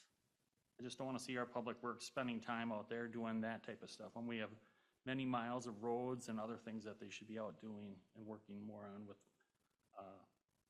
more occupancy of the public on them, on the roadways and such. But if they're in the area, that's a whole nother situation. Mr. Mayor, council members, I guess my question is for Dave. Do we do, first of all, is this being charged back to those businesses, or is this just a service we're going to do at our expense? I believe as it's proposed, it'd be a service that we're doing for them. And somebody mentioned minutes and time and how long it might take. What do you project with an average snowfall? How much time is being put in out there? If we were to, is that from Second, it says Second to Third Avenue, from the south side of town to the north side of town? How long does that, would you say that takes? I guess it would depend on your snowfall, so 10 blocks. I would guess on an easy snowfall, about a half an hour to go up and back down, and then getting through the roundabout and doing all those ped crossings. And that's just a clearing, basically just a pass. And there would still be a bunch of work that has to be done by the businesses. Correct, yep. But we're not scraping the sidewalks dry, we're not salting, we're not sanding. Are we liable for anything if we do that? Good question. I don't know if we cause damage to the building as we're going by, if that's our liability or not. I think we'd have to use the snow blower as we went through there, because otherwise we'd just V-plow a windrow right in front of all the buildings. So typically it depends on the snowfall. So are we blowing the snow back in the street then? We'd be blowing it into the snow berm, so we just Into the berm that we're gonna scrape? Yep. So we have to do one before the other? correct, yep. So it's a coordination thing, not just a, interesting. Do we do any other sidewalks or any other areas of town like this? We do, only other sidewalks other than city property that we do are the safe route to school. That was a grant that we got, so we're required to do those sidewalks for the next 25 years. So we're at year 7 of that. And one other section that we do in front of St. Peter's Church, that was added on to the agreement. We also pay them for the parking, but we also do their snow plowing of their sidewalk as well. St. Peter. Hope we get back to that one of these days. So we don't do anything on Broadway? We do the trail on the south side, so we do Just the all. trail? Yep, we do all blacktop trails throughout the city, and then the city-owned property except for safe routes to school. You know, I agree with Leaf, and I agree with Jeff that, you know, it is nice when we have an event like we had on a Friday with the tree lighting and stuff to, you know, have that cleared off if you have a sudden storm, but there's no guarantee that would happen all the time, unless obviously we're putting in overtime sometimes. But I'm not sure if that's a good practice from a city standpoint. You know, I've had businesses and I'm involved in some associations and where homeowners are supposed to maintain their own stuff. And as soon as you start doing something for someone, it seems like everybody else wants it done for them. My concern would be if we start doing this, what are the other business owners going to expect? Well, just a couple points of clarification. The map on the left, we're doing all the way around the roundabout right now. Correct. So that hooks around the corner where National Insurance Brokers is. Right? And So that's we're- because of the walkways there, right? Right, Yeah. well, walkways and the sidewalk as well, right? Yep, that's city property, yep. And we haven't damaged the buildings yet at this point. Are we also doing the north side of Broadway from Third Avenue Southwest to the west? Yep, the trail up to the Legion, correct. Is that city-owned property? That is not. Or are we doing it elsewhere? When you say the trail, are you talking about Headwood? Now, if you look at your map on the left, I'm sorry, yep. you get Centennial there, Yep. and then you take a block off, and then it's blue again to the west.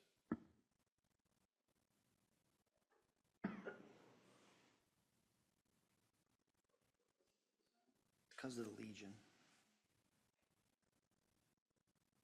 This way. Probably the senior building or whatever there. I Well, suppose. we're not doing it right in front of the senior. Does it building. skip Skips that Sumera. completely? No. I was just gonna ask, for by the roundabout, what equipment do we use to plow the snow there? We use an egg tractor because it's really skinny sidewalks. Depends if we use a snow blower or a plow, depends on the snow. We know usually what the snowfall is gonna be, and then that's the piece we put on there the night before or the afternoon before.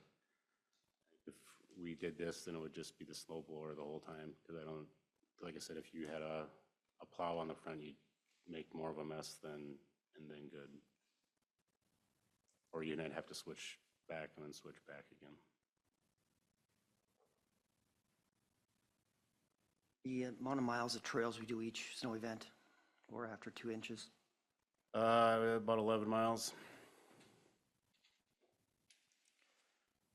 So, discussing this for 3 years here, we did a study, it cost us $100,000, and the number one thing it says that we want a more walkable downtown.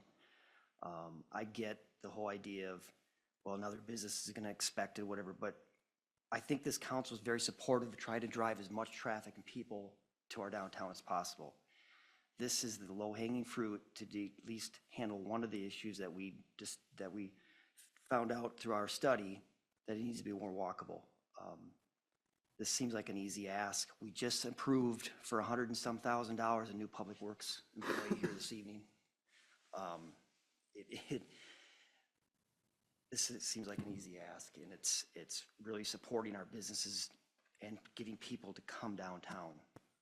So I think it's important. It's been something I brought up a number of times over the years. Full support of expanding to do our downtown area. Just one more question, Mr. Mayor and Council. So I agree that downtown is important. I agree we're trying to get people down there, and that's our plan. And so when we talk about downtown then, but we're not plowing any of the roads by the Gong building down there, are we? So that's a business, but we're not cleaning off their walkways and their stuff, right? They have their own people that do that? Well, we're right, as it's pointed out here, is we are right, that roundabout, this small roundabout, that's right in front of the Gone building. Right. But aren't there sidewalks there? No? So that's the downtown parking lot is contracted out, so that gets contracted out, and then it gets goofy in the municipal lot. There's some that are ours to maintain, and there's some that are not, depending on when it got developed. So it gets goofy once you get into the municipal lot. Going down first, that's contracted out. The building that's set back Correct. by the memorial? Are you asking what the sidewalks are like right in front of LeGrand? Yeah. Because those aren't on the map here. Yeah, that's what I'm asking about, because that's a business that we're trying to support as well. So this is my point. Are we gonna do those as well and keep expanding, or are we just gonna focus on I think yeah, good question. And I think the corridor that you see highlighted here is what was part of the downtown study. You know, like as Mayor Roberts reflected, was spent quite a bit of money on. Now, I will say part of that study shows I think it was a 1 mile loop that would actually cross over one of the currently privately owned properties in this downtown corridor. So I would suspect that perhaps when that ever comes to fruition, you know, there's a very good possibility that, of course, that would be designated as a trail. So there'd be even more mileage downtown that would be, of course, presumably cleared because it's designated trail.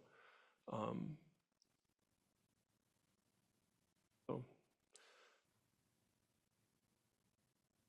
I think for me, the difficult part of this conversation is in thinking about the history of this conversation.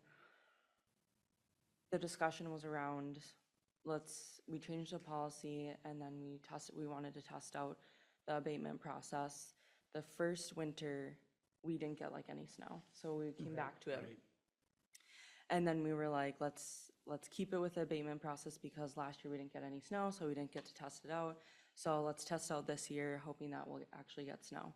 So last year we did get snow and then we tested it out, and then hearing from the staff, the abatement process works. So for me, it would be hard to include the sidewalks in there knowing that the abatement process does work. Because if it is working, then we are still making downtown walkable and user-friendly because the property owners are shoveling. And if they're not, then the abatement process, as as it's been stated, is working. So that's the hard part for me. So I guess definition of working, plowing it 3 days after the snow event, is that considered working? I think that'd be if that's one-off examples of like if it snows on a Friday. But that's not to say, we're gonna have certain circumstances like that. You know, like we can't predict when it's going to snow. We can, like, to a certain extent, but the whole conversation was if abatement's working, and I think for the most part it is. And I'm also concerned too with, as Kevin mentioned, and this was part of the historical conversation as well, of if we are going to allow this to happen in downtown, then what other property owners will want this to be a thing? For example, St. Peter's, we weren't plowing their sidewalks until they requested it in the agreement that we approved this last year. So I could foresee it continuing to happen where more and more property owners would want this to happen. And then the conversation, it would go full circle of, are we going to continue to put more money when it comes to our budget towards public works for this service towards our business owners if this continues to grow? Because if this continues to grow and it gets larger, then more of our public works employees are going to be shoveling down here instead of plowing the streets, and then people will be complaining about the streets not being plowed. And then if more property owners want their sidewalks plowed, it's going to continue to bubble up, and then we're gonna put more money towards public works and then get more community members coming in complaining about the budget going up. Well, with all due respect, as it relates to St. Peter's, I can't believe it takes a lot more time to clear that section of sidewalk, because we literally would pick the blade up or the brush up, drive past them to put it back down. So we're already in the area making the pass. So honestly, it was at an extra minute to do St. Peter's, and it's a route to school. So I struggle with that a little bit. Dave, what kind of time are we taking right now downtown to clean the roundabouts there that are already on the map on the left? It's kind of skewed. The lines are longer than they are. They're really doing the pedestrian ramps, so we're required by MnDOT to clear all the pedestrians. So the lines connect together. What you're doing, there should be lines across the roads too, because we do in the middle of the roundabout, and then we make the one loop by the GON building to connect the municipal lots together. That's not part of the contract. I don't know, 15, 20 minutes to get through there depending on traffic. Of the 30 minutes it would take to do this, they're already there for 15 to 20 of it. Just another question. But most of those, businesses, I mean, there, quite a few of them or a few of them are privately owned, but a lot of them are, there's common interest property. And I'm assuming that they would pay common interest fees, taxes, utilities, snow removal, lawn care, watering, that sort of stuff. So for example, the building that sits right on the corner, on the north side of Broadway and 61, I would assume you pay a fee there towards common interest or common fees that includes someone coming out and clearing that sidewalk in the wintertime. And I would say on the other side, on the south side, they probably pay a lease fee that includes someone coming out and clearing out that sidewalk. I guess I'm not sure why we would get involved in that. The change in policy wouldn't negate that. And those are two properties that they do take great care to clean their. Yeah, they're always very nice. Yeah, if you go further south, there's vacant properties that are not. From Broadway, from Broadway and Lake, halfway up that block, arguably almost all the way to Roll Seth, it's, for the most part, it's well maintained. You get north of there, it's not so much. And across the street, you've got some empty lots. There's from the Broadway and Lake on the west side, half of that's very well maintained. So most of it's very well maintained. The whole idea is not that this policy would be in replacement of the property owners doing their job and doing their responsibility. It's simply, they're in the area. What if they take another 10 minutes, make a loop, and so at least moving the big snow, it's in, and people are gonna still have to come through. I mean, those property owners are still gonna have to come through and clean. But Yeah. So again, I'm sorry, but so would we have a time limit that we have to do it? I mean, so if it snows 4 inches tonight, does our city have to get out and do it tonight? it's a great question, and one that's come up every time this conversation's come up. Oh. The idea is. Sorry, I bet I haven't been into those other ones. No, so it's a good question. It's good to revisit. Nobody on this council has asked staff to do anything above and beyond what they're already doing. So if they didn't get out there to clean that roundabout until Wednesday, there's no expectation that they'd be out there to clean the sidewalks before Wednesday. When they're in the area doing their normal course of business, arguably on their way to clean the American Legion sidewalk, they would make a pass up to wherever that line ends and come back down. It's nothing more than that.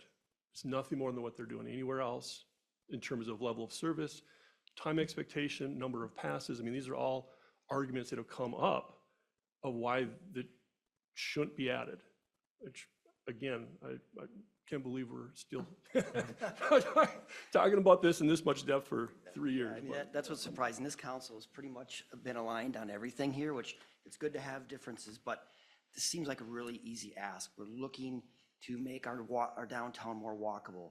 And yes, most of the people take care of it.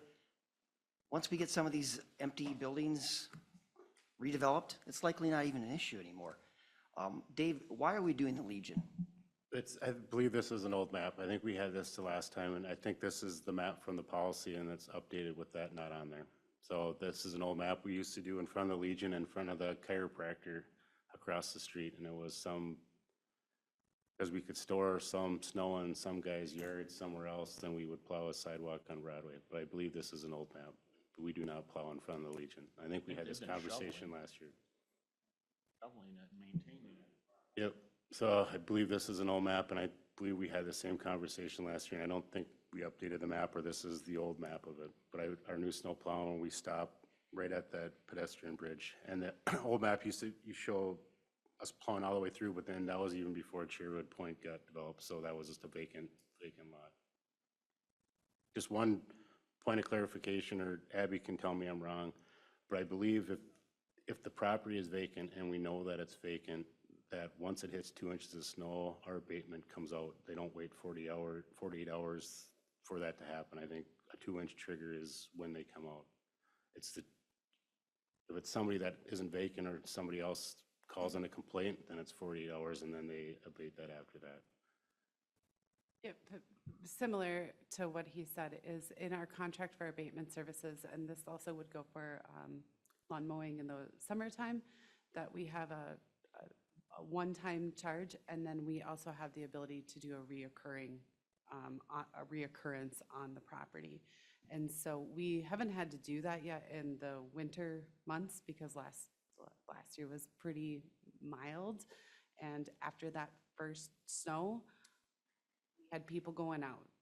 Were they going out, within 15, minutes a day? I don't know exactly. I'm not down there as much. But we do have the ability to put properties on a reoccurring service for abatement, so. Dan would have to see that, or someone would have to complain for that to happen. No, the way the contract is written is that if we put them, and so again, we got to give our folks some benefit of the doubt, right? We have some newer property owners. We have some that are probably, I could call tomorrow and put them on a reoccurrence because they were the same way with lawn mowing. They were the same way with snow removal last year. But first time, if they didn't do it, then, we'd probably give them one more shot. And if they didn't do it that time when we sent them out, we'd probably just have our abatement services after every 2-inch snowfall go out and clear their sidewalk, and then we'd invoice them for those services. So we do have the ability to use our abatement services like a private contractor for hire to make sure that these things get done. We do incur a trip charge if they go out and the service has already been done. It's a nominal, I think it's 25 bucks per property or something, so it's fairly nominal in the scheme of things. In past communities for myself that have used this exact same abatement system, the ones that are on that reoccurrence, they're just, every time there's a 2-inch snowfall, the contractor goes back out. So it might be the next day, it might be, but I think the contract is within 24 hours of that snowfall.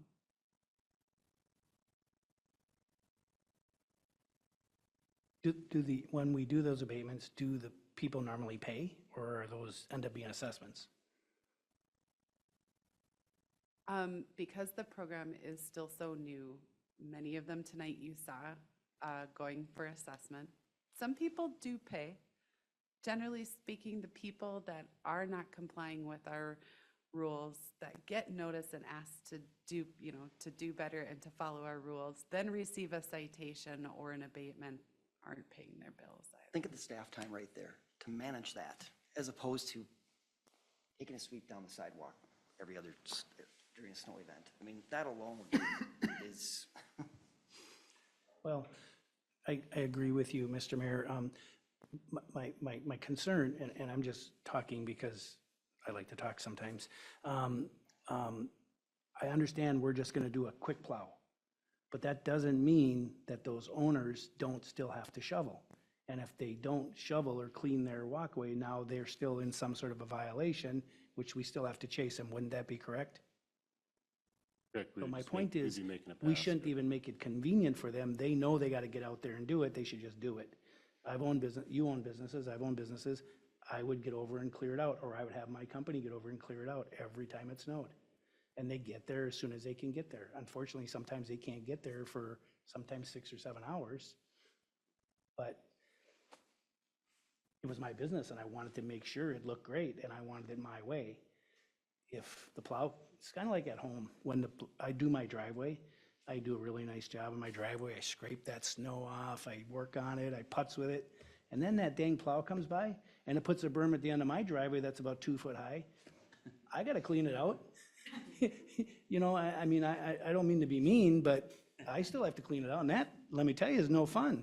I want to call Dave every time it happens, but so I guess I'm so with it. I'm not sold on it. I don't know why we want to create more work for our staff. Well, I guess the situation kind of where I see is if Public Works is in the area and they're cleaning the berms off the road, if they make a pass, they make a pass.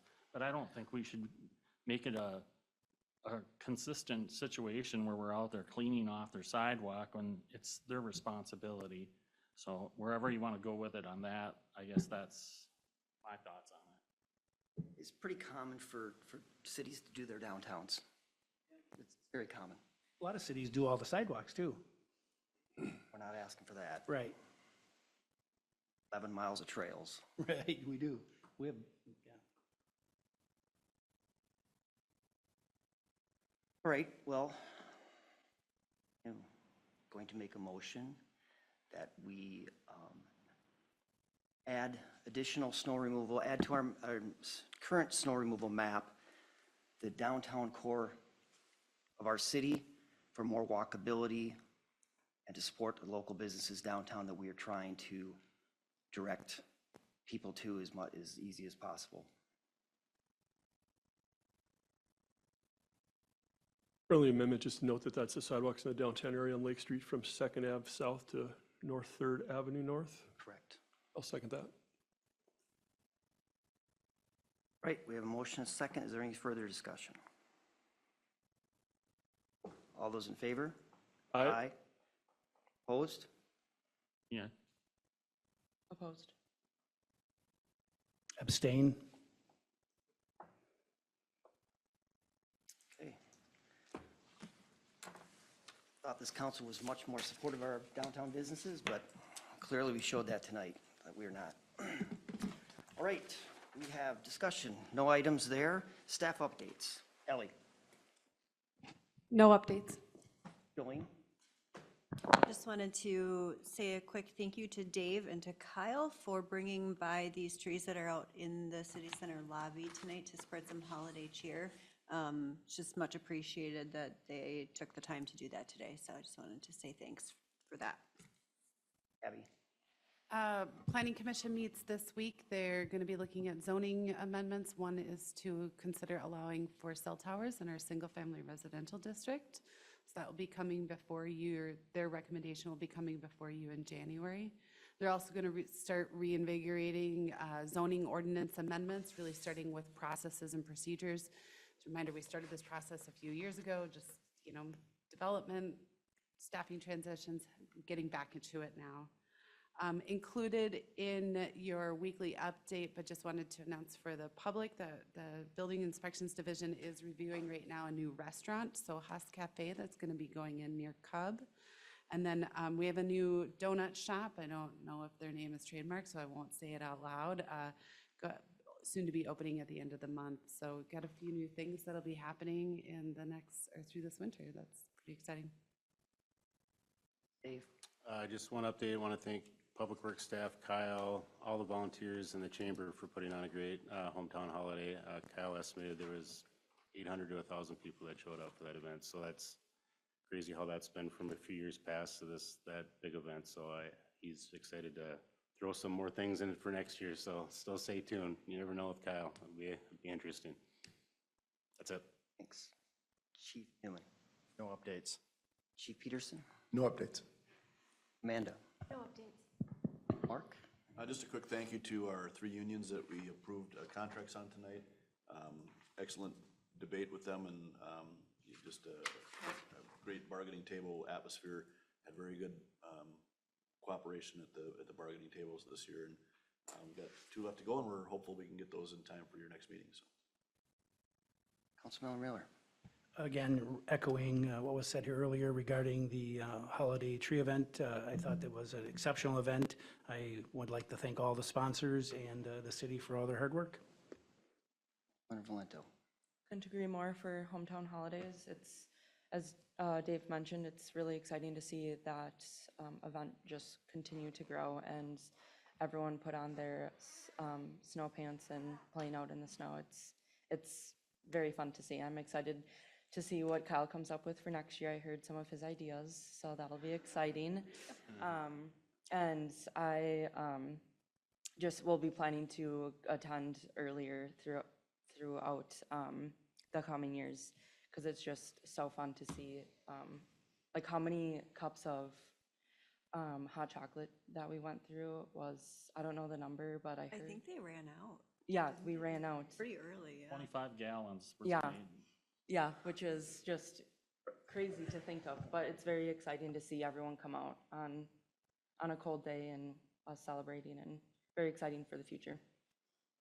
Oh, and thanks for all the hard work for the budget. I know that's not easy, and we start super early within the year, and yeah, I just want to say thanks to the staff and all the hard work that goes into that. Councilmember Erickson? No additional updates other than kudos on hometown holidays went off very well. Councilmember Larson? No updates. Again, just thank you for everything with the hometown for holiday situation. Appreciate your help. Right, I have nothing. Anyone willing to make a motion to adjourn? So moved. I'll second. Motion second. All in favor? Aye. Opposed? We're adjourned.